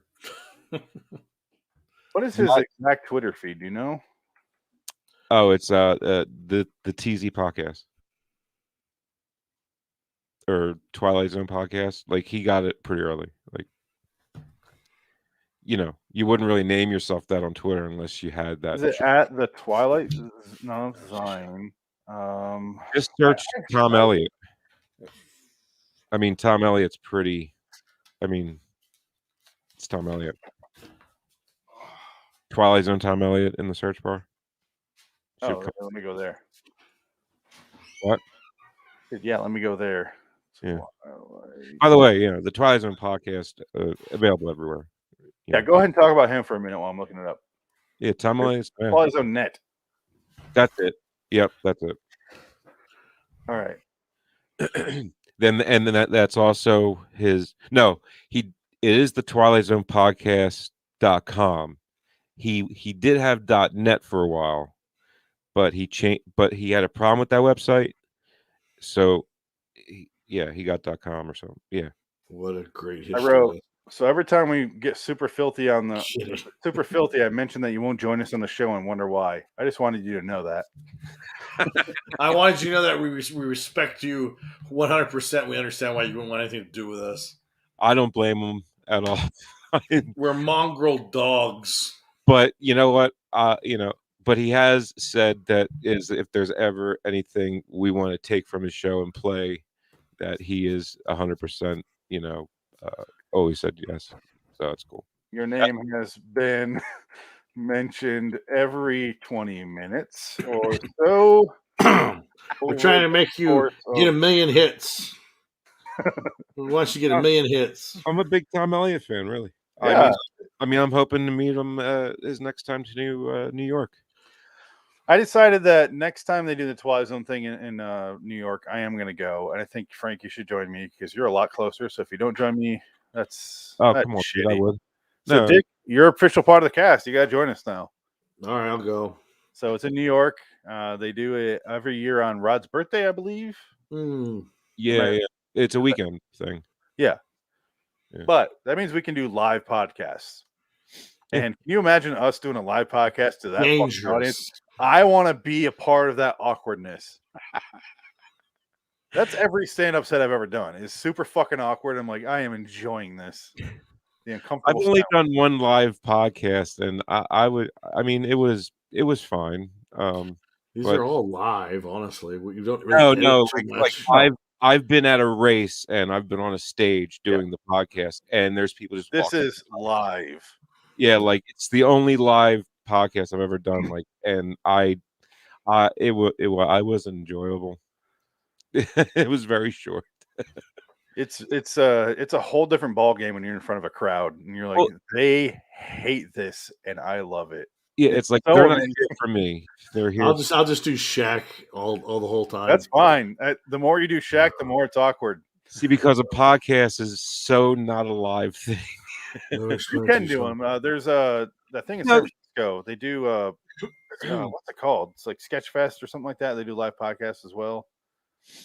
I mean, it's more of a thing since I think it's more of a thing since COVID started because why not? Everybody was at home. No, podcasting is, but not live podcasting. Live podcasting I would say is like mainstreamingly new for the last year. Yeah. Well, they have Podcast Fest. There's one in San Francisco and there's one in Austin. They do big things and we do it live. Yeah, but what I'm saying is like that, like no more than 2 years ago, that was a weird thing to say.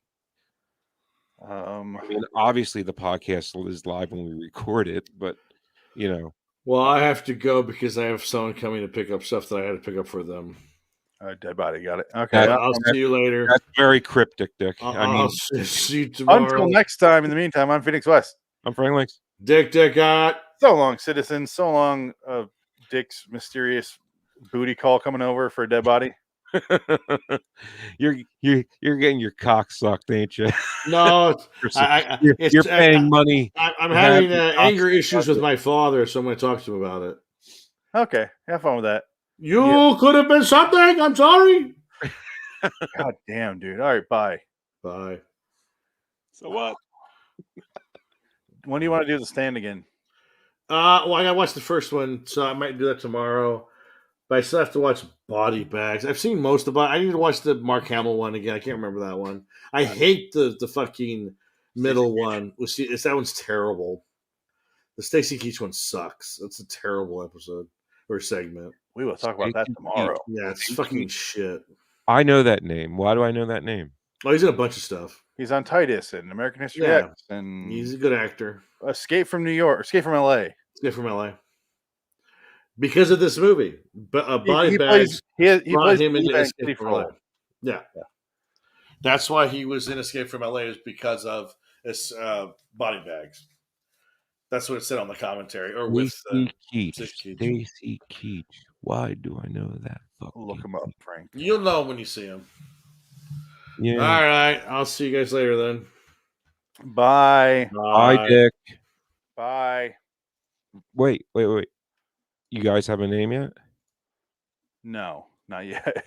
Believe it or not. Missy asked. That's all. No, we don't. So we planned on a girl, and I was thinking Sammy, Sami, because it's I'm trying to find like Samoan names. And Messina is Samoan for moon, and Sammy's Hawaiian for either beach or sun. I forget which, but it was a cool little name. But then we found out it was a boy, and I'm like, nothing. Got nothing. And she's like, what about Stephen the Third? I'm like, I'm not going to be Stephen the. Before we get married, I'm changing my name. So soon I will literally be Phoenix West. So. Are you really? Yeah, I'm not fucking. Yeah, because honestly, like I see Steven and I'm like, there's no connection. Like it's beyond even not being wanted to be named